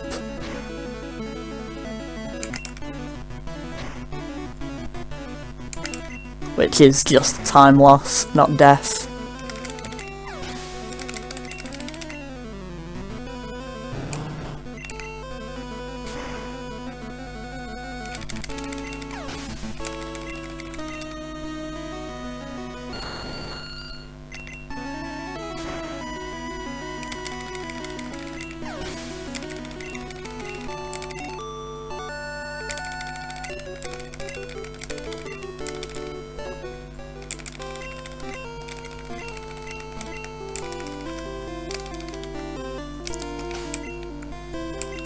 So now we're going to proceed to the final catching area of the run, Seafoam Islands,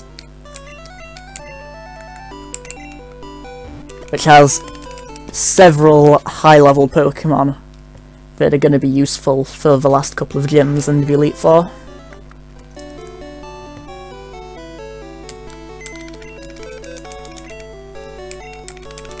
But first we need to make some party space, so we're going to deposit everything that doesn't have a useful HM move. And even Squirtle as well, which did have a useful HM move. Yeah, no, just walk.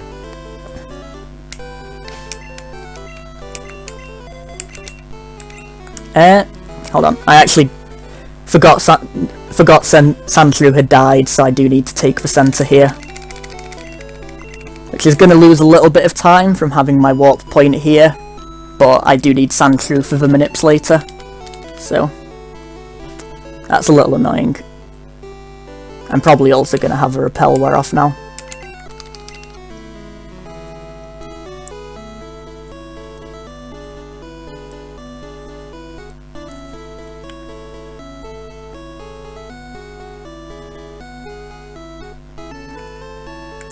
Sandshrew usually doesn't get murdered by level 40 tentacles, so that's something I forgot had happened. And Repel doesn't usually wear off there, so that's also something that doesn't usually happen.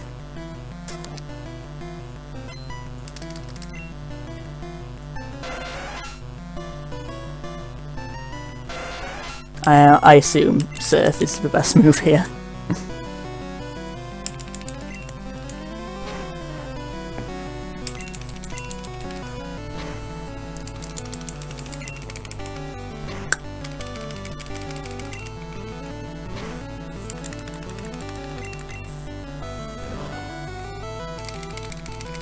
Yes, this is just unintended, and me being bad. Hopefully I win, so I don't have to waste a Super Repel. But I mean, who didn't want to see Tentacle get an extra fight? And it's actually going to try to evolve after this, which I need to stop it doing. Luckily, none of these Pokemon are remotely threatening.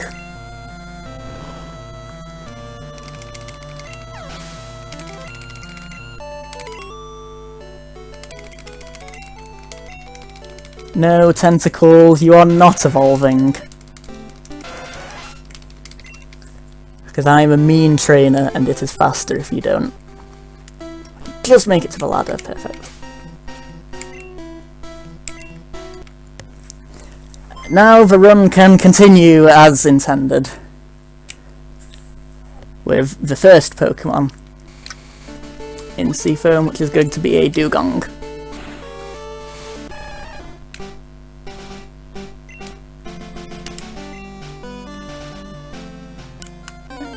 You see I do the tiny buffer at the end, that is just to manipulate the RNG.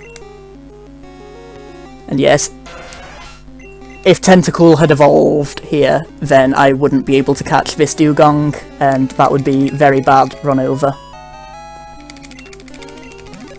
I also need to remember to nickname this Dugong A so I can catch another Pokemon later.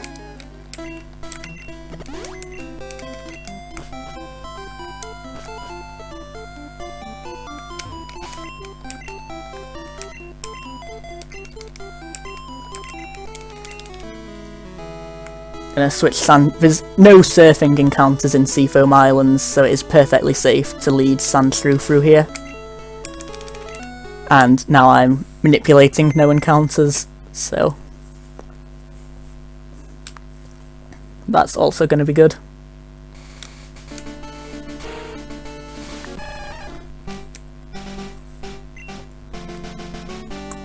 This is probably one of my least favourite minutes, just because it has a high failure rate. Because the IGT zeros, as I mentioned earlier, happen usually during transitions between maps, and since I took a short visit to the map above, that adds a few extra failure frames. So I can instead get things like a Psyduck, or an early encounter, or just no encounter at all. And I'm going to name this Golduck 5As.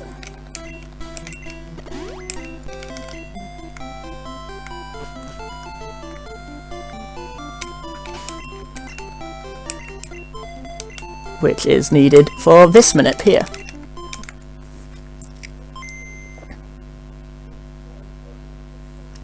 Yeah, so the IGT 0 frames just happen when the in-game timer rolls over while some event is happening, usually a screen transition, and that causes the RNG to work differently than normal if you've saved on that frame. So obviously minimizing those makes the run more consistent, and the more consistent the run is, the faster you're able to go. And that might be an IGT 0, but I do fail Kingler Manip fairly often, so I'm just going to give it another shot. Yes, and I've figured out why I occasionally get the wrong Kingler here, so that shouldn't happen. And if it does happen, I should know it's going to happen. Yeah, that felt good. If this doesn't work, I'm going to resave. Yes, that's almost certainly IGT 0.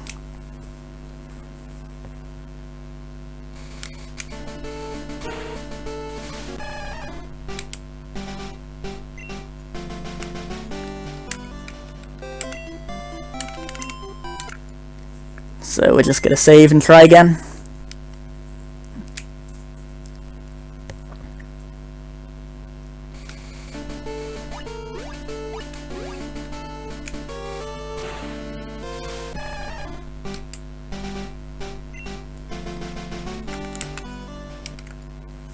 I don't know what that was.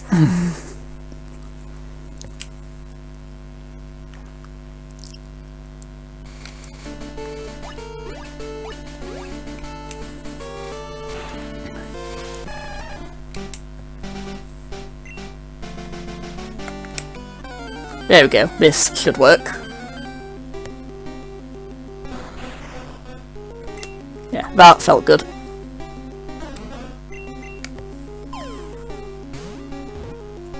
There we go. So yeah, that took a while, but Kingler is very useful, so.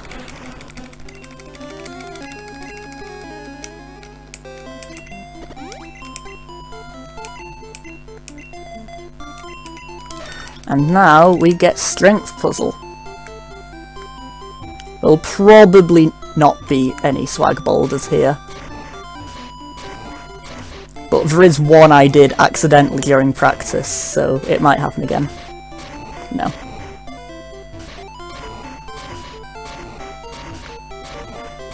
That's a really strange order to push the boulders down, but it's the fastest one I've found so far, so... I actually found it this morning while practicing these seafoam manips.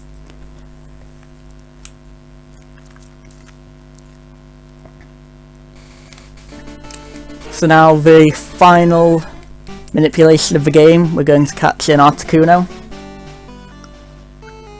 Or possibly no Staryu encounter, that's good.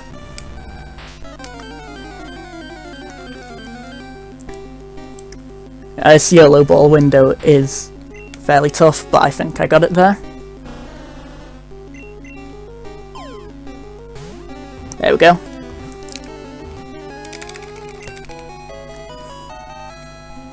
And Articuno is going to take over from Dugtrio as our main Pokemon now. That we're going to use in the couple of minor fights remaining.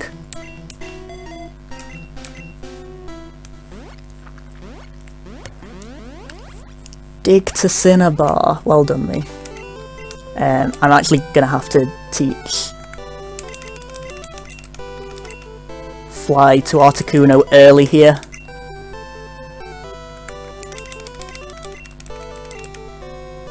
And Surf to Golduck while I'm in the menu.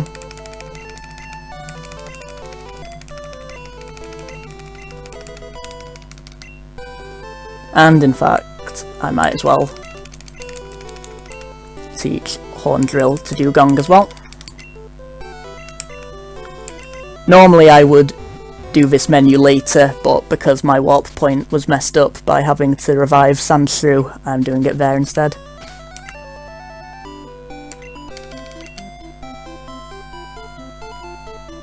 Because even though that did waste time, it was certainly much faster than going and grabbing my Pidgey again.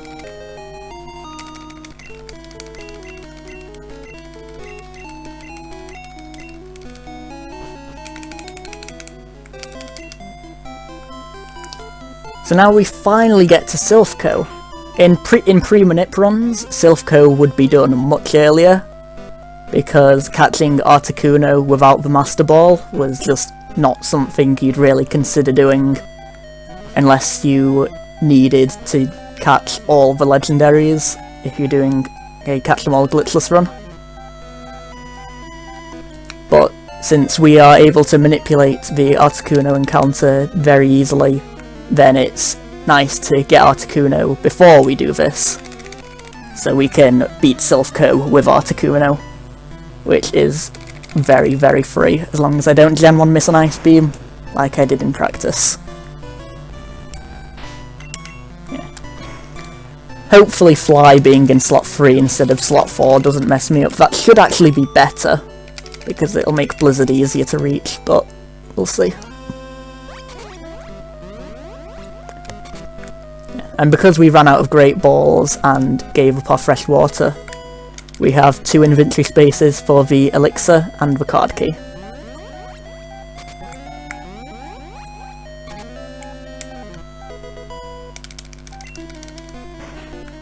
And yeah, this Articuno has almost perfect special. I can't remember how good its other stats are, but they're good enough that nothing bad's gonna happen.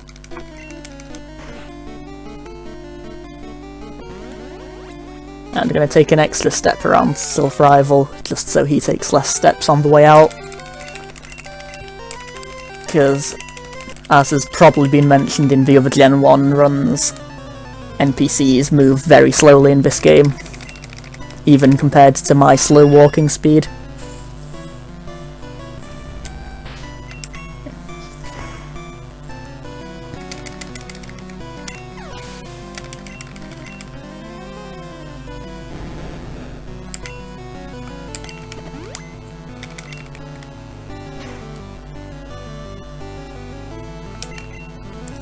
We do need an X special to one-shot a couple of these Pokemon, because Gyarados is fairly bulky, and Alakazam has a really good special as well.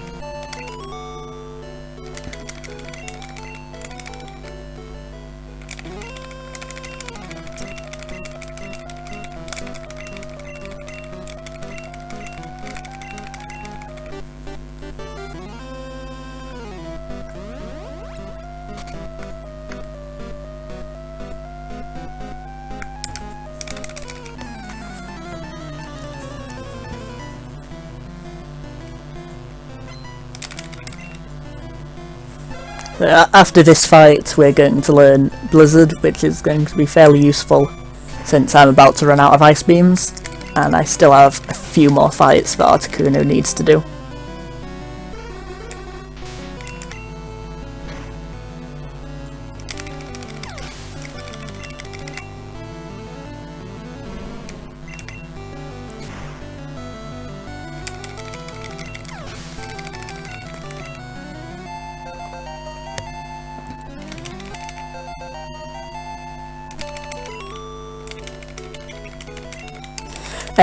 I can tell I've saved on a good IGT0 frame because the manip works, basically. If it doesn't work, then that either means I've messed up or I'm on a bad frame. So usually I'll give it 2 chances just to make sure that I'm not the problem. But more often than not, if the manip fails, it isn't my fault.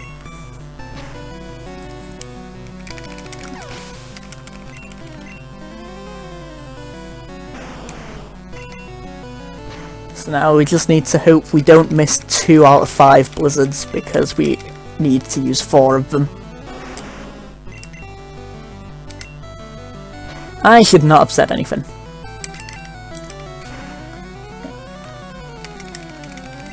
And we're gonna Ice Beam this Nidoqueen, because we still have 1 left. And Ice Beam kills here.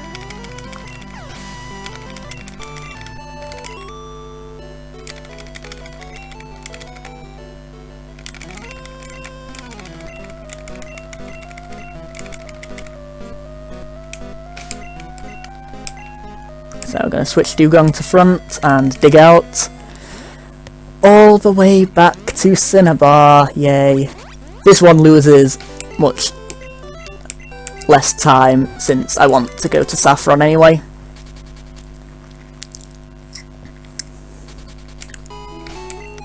But it is still faster to be in Saffron. To dig to Celadon and then bike to Saffron.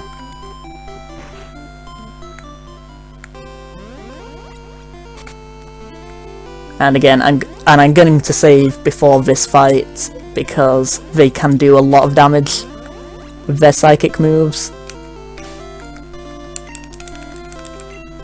And I need to do a fair amount of setup to win this fight.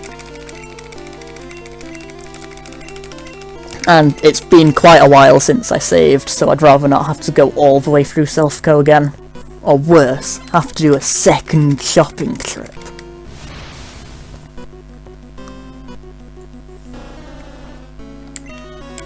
So gonna need to set up 2x speeds and an x accuracy, and then we're going to be able to just horn drill everything, and I am almost certainly dead. I need Mr. Mime to be very nice here. But because I have no healing items, I have no choice but to YOLO here. And we did it! Easy game, 3 red bar.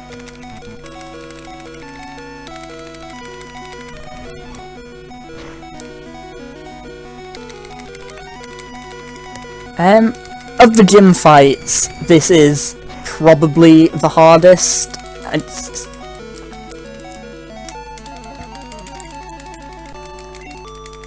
actually the only one I know I remember dying to, so Except of course Brock, but you do Brock so often that he doesn't really count anymore. So now we're going to go onto the teleporter for slightly faster digging.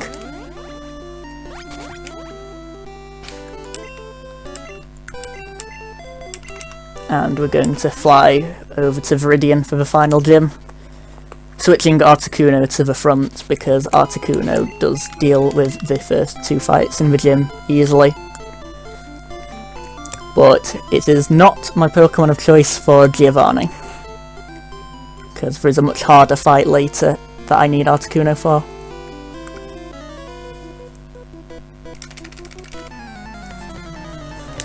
Now hopefully I can hit my final Blizzard here.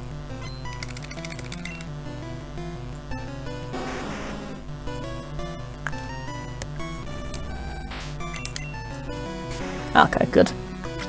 This is when I would normally use the Elixir.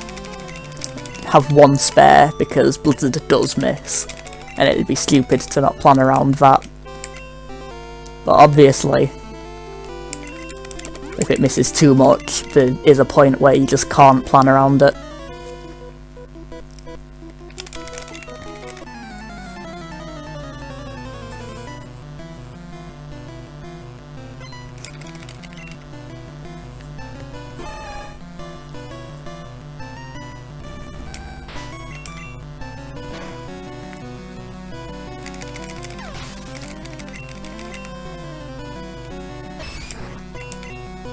And we peck this match up just because the alternative is having to hit all 5 Blizzards.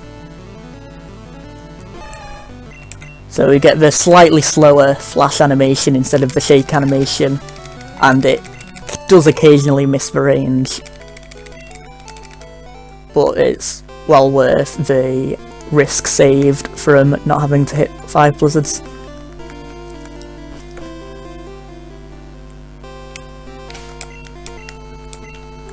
So now we're going to switch Golduck to front. I did teach it Surf earlier, so it's perfectly equipped to deal with Giovanni. I'm not going to save because I've never even come close to dying on this fight, so if today is the day, I guess I'll just accept that.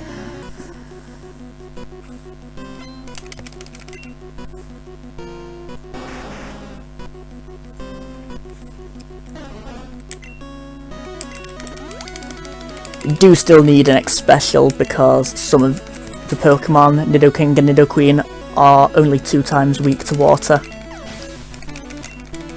So unlike the Rhyhorn and Rhydon, they don't automatically die. But luckily I just get double guard spec, so I take no damage.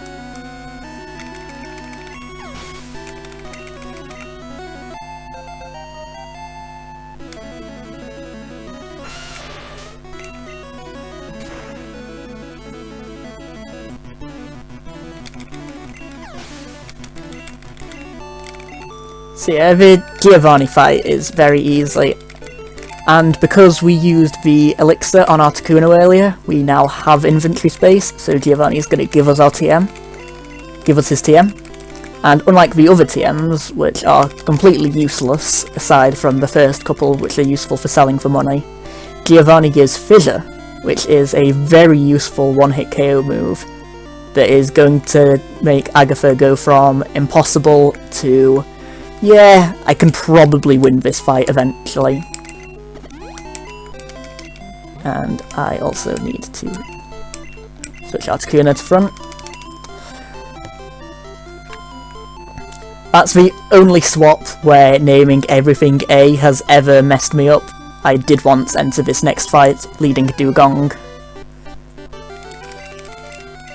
Luckily it's not a major fight, so it didn't invalidate the run. I just lost a bit of time to having to switch Articuno back to front.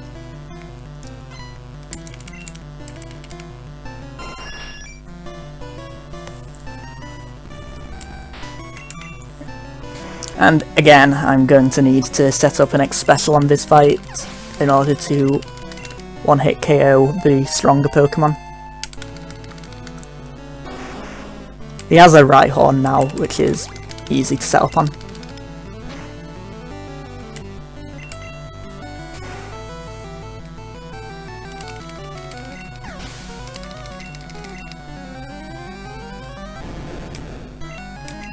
And we're gonna have to Blizzard Gyarados and not Venusaur, Alakazam. But everything else dies to Ice Beam. Alakazam is actually a range, and it's a really annoying range to miss because it has Recover. And I don't have the spare PP to chase after it.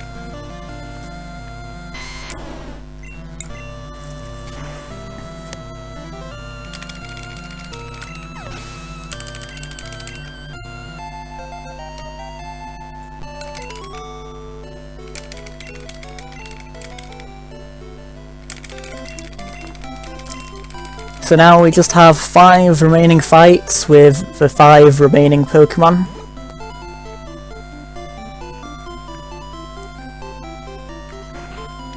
But first we have to make sure that I got all the badges. Because this is one of the very rare kind of Pokemon game that actually does check them.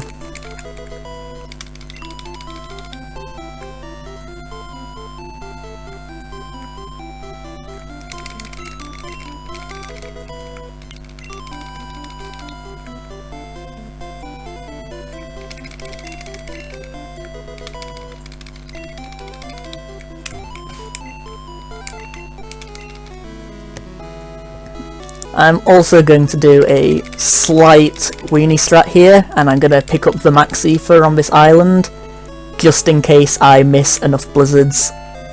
The Articuno's fight later becomes impossible to finish. I'm almost certainly not going to need it, but I'd rather have it and not need it than need it and not have it.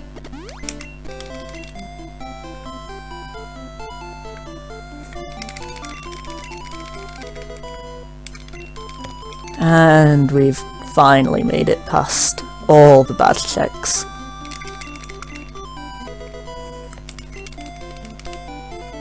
And into Victory Road.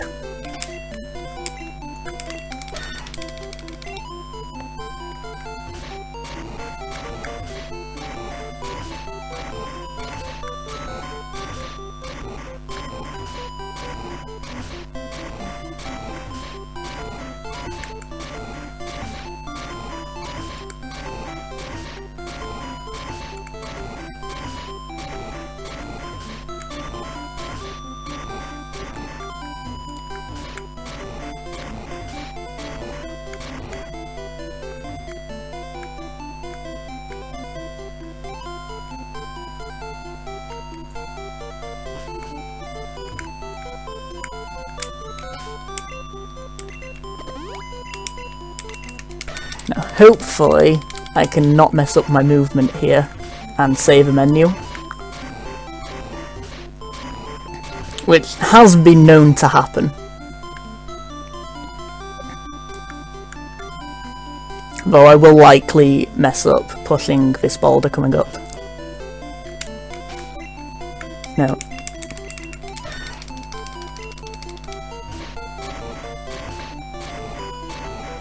Okay. Unfortunately, if I want to save the menu, I'm not able to do any swag boulders on this boulder. I will try to get a couple out on the last one, but no promises. You got swag Pokeflute, you've probably not seen that before.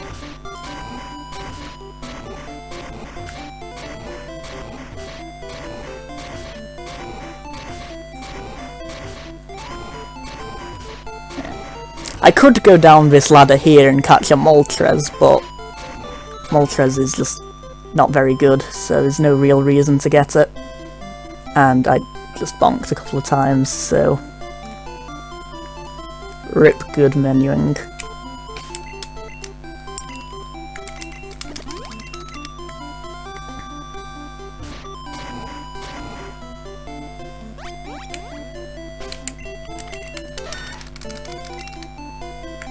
And yeah.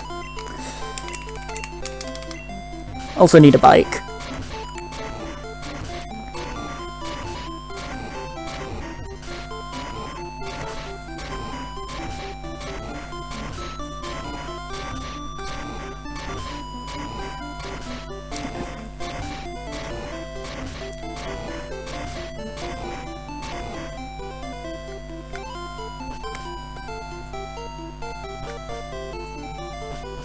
So yes, no swag boulders. Sorry if I disappointed anyone with that.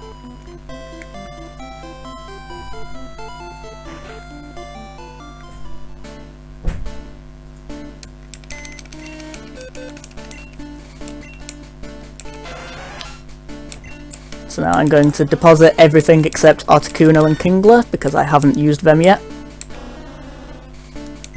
And I'm going to withdraw the top 3 because they're the only Pokemon I've not used yet.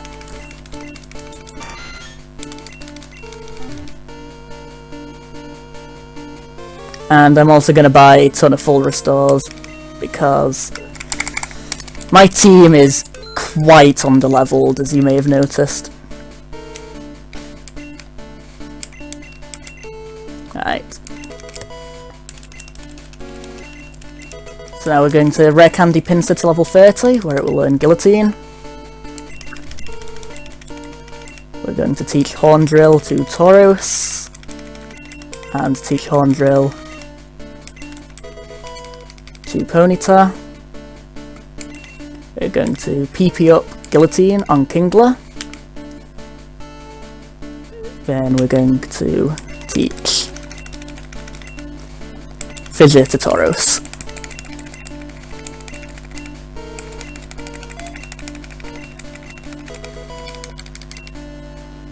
And we're also going to save just in case Lorelei goes south. But I'm not expecting that to happen, so I'm not going to bother saving in an optimal place. And forgot the most important bit, which is switch Ponyta to front. Because using Articuno on this fight, while I would win, probably, I would probably not be able to beat the entire Elite Four.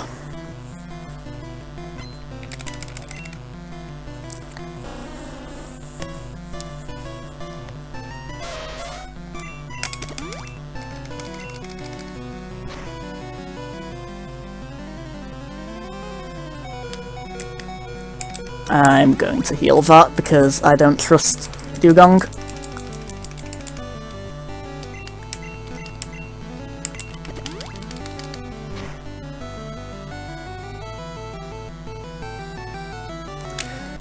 Nice meme.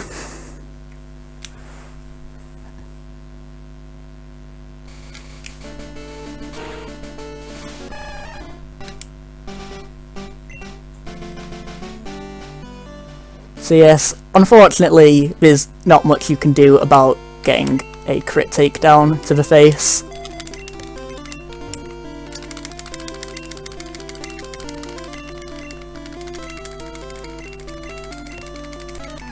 I kind of just need to hope I don't get crit too much on these Elite Four fights.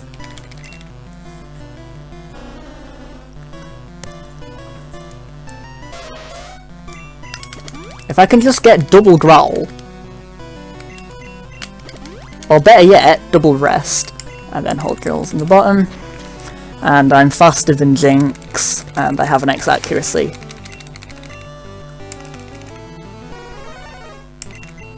So the fight is completely free.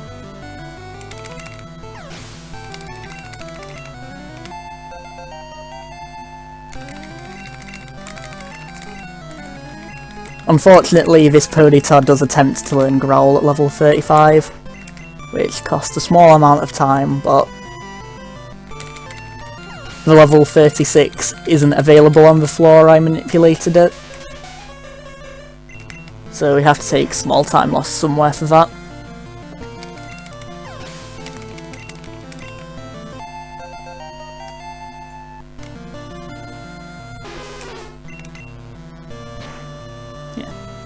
It's not guaranteed rest turn 2, I've seen it not use rest before.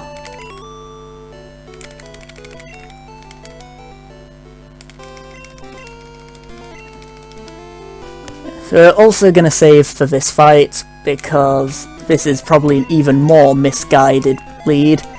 I'm going to use a level 30 bug type.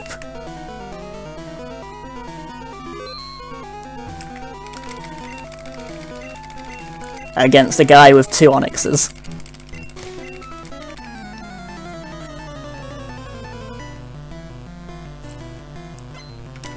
Yeah.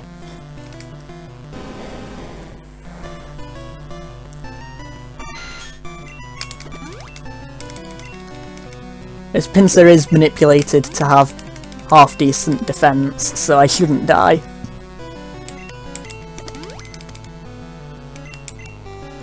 And there we go.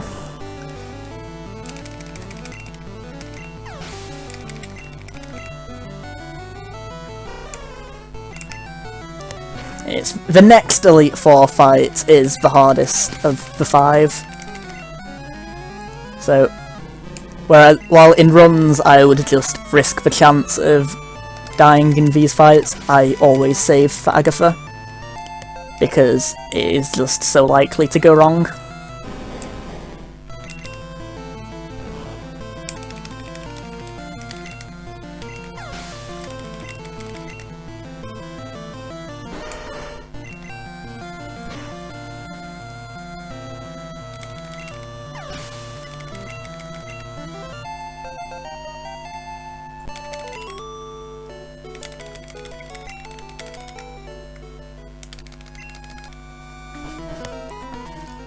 Yes, here we're going to use Tauros. I taught it Fissure because that is the ground type 1-hit KO move, so it can actually hit Gengars and Haunter.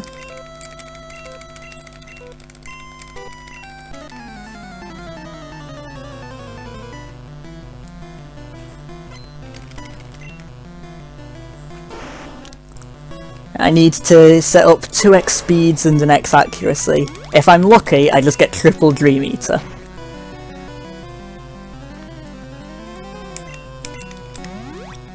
If I'm unlucky, it spams Nightshade forever. And it switched to Golbat.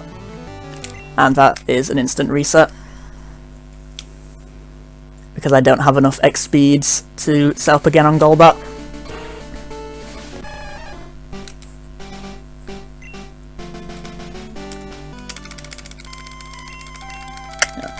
But dying to Agatha is something that you expect to happen, and you're happy when it doesn't, rather than something that you expect to not happen, and you scream in rage at the game when it does anyway.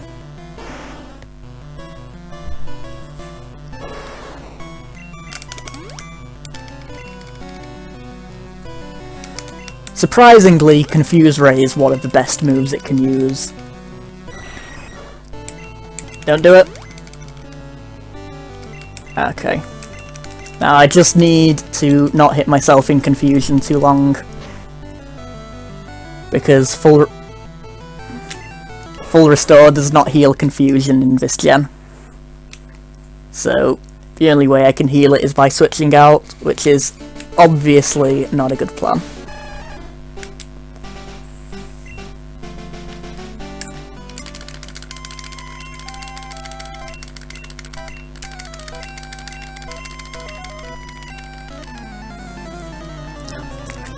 All I need is triple Dream Eater, and this fight is completely free.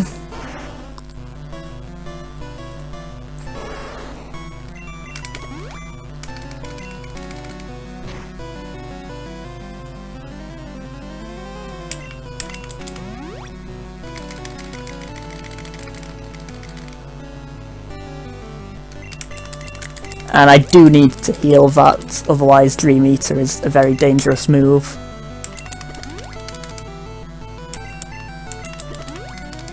Okay, now I'm fully set up. The only issue is I'm confused, but I'm just going to hit through.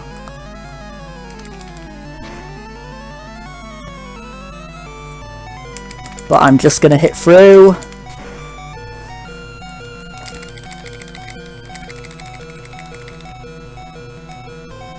But but I'm just going to hit through, and there we go, easy fight with red bar. No, we're levelling out of red bar.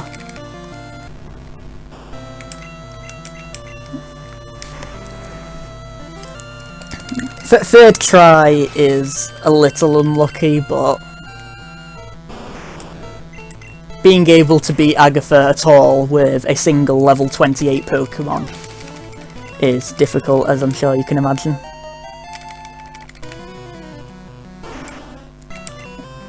And we horn drill the Arbok to save super effective text.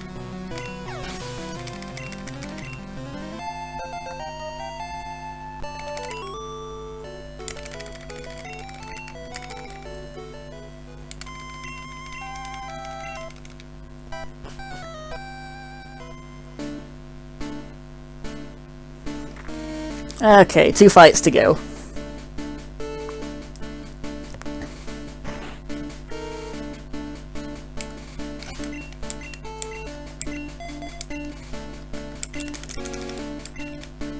While it is unlikely, I have died to Lance in the past, so we're just going to save here.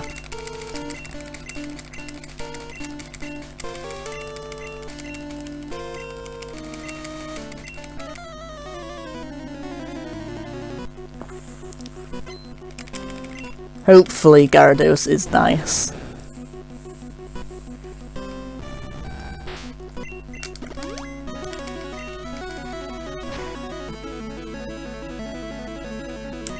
And I'm just gonna full restore for safety there, because I do have to 2-shot this.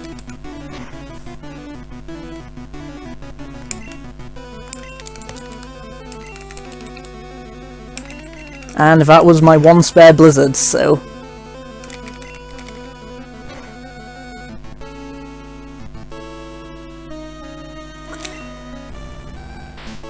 Hyper Beam crit is a good meme.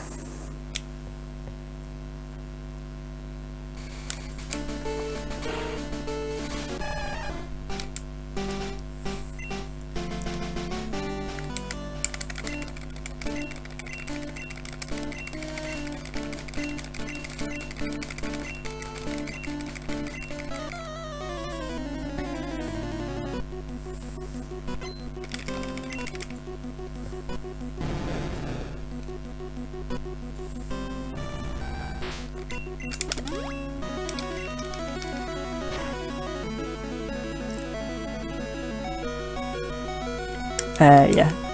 And because he has to recharge, I can now 2-shot him for free. And because I got the crit, I can no longer 2-shot him for free. So now I need to hit all my Blizzards.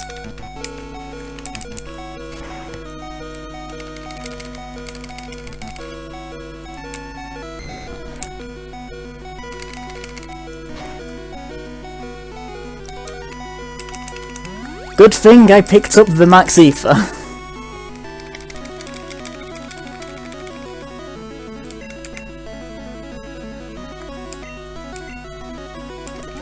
And I'm just gonna restore Ice Beam because Ice Beam always hits, so having extra Ice Beams is more useful.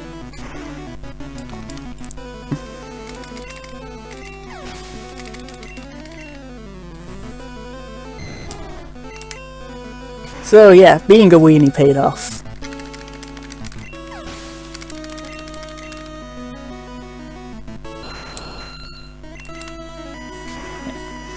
And the X speed is just to outspeed Aerodactyl, because having 2 Pokemon that can hit you with Hyper Beam is obviously worse than having 1, and the badge boost does mean that I can finish Dragonite with Ice Beam as long as he doesn't Hyper Potion.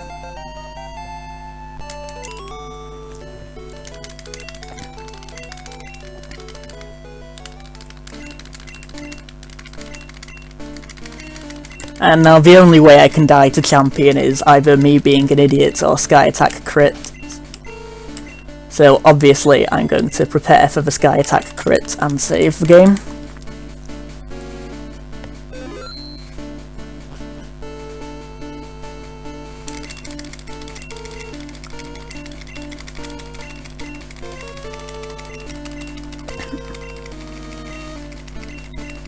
And now we get to find out if the Kingler Minute worked, which it should have done, because it didn't look like the failure. Yeah.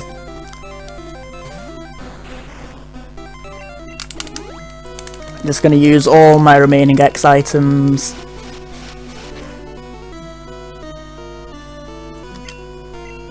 I'm gonna risk the wing attack crit there because it's not gonna happen again. But then I am gonna full restore.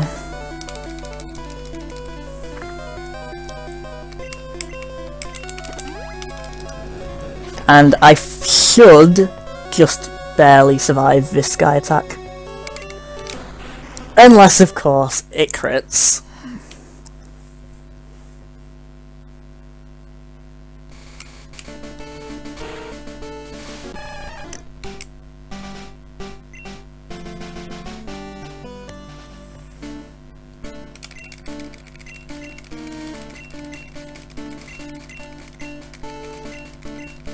If I'd just gone for it.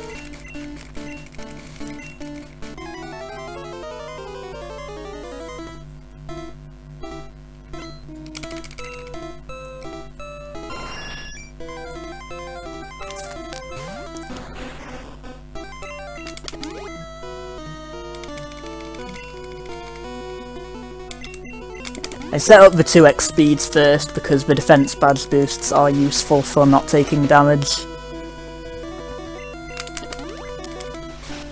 And there we go, all set up. Not quite hitting to red bar there, unfortunately, but...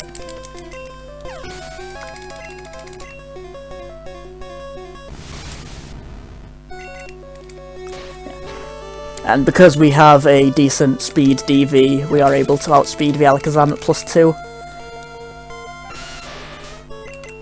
It is possible to mess up the Kingler in such a way that everything looks correct, but you have bad speed.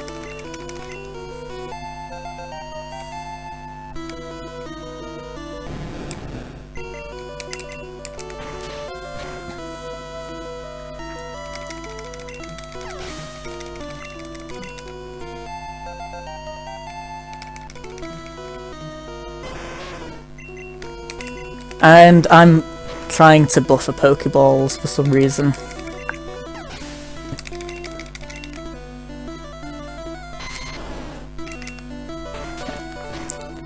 And there we go! That is Pokemon Red and Blue Baton Pass. Alright, it is as soon as I finish learning Crab Hammer at least. There you go.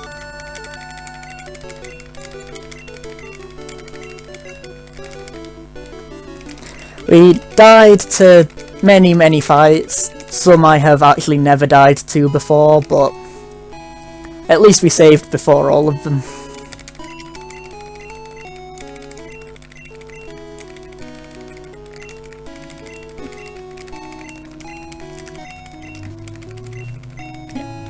And yeah, that Elite Four should tell you guys why you should just pick one Pokemon, ridiculously overlevel it, and then, when necessary, just use a couple of X items.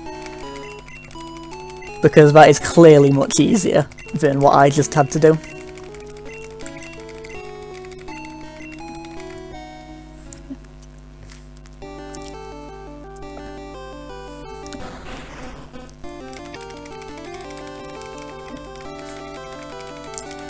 Yes, run coming up next is Torchic percent in Omega Ruby Alpha Sapphire, which should be fun to watch, because Torchic is not a good Pokemon.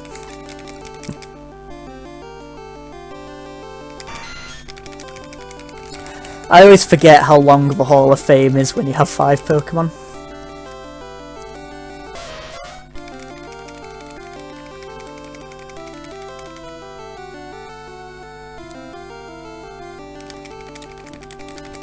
Yeah, 210 IGT is fairly bad, but...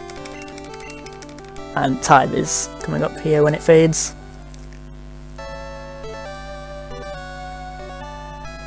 Yep, And that's it. Thanks for watching. It went a bit better than yesterday. Had a lot more fun this time. And his last couple of runs I'm looking forward to watching, so you should be too.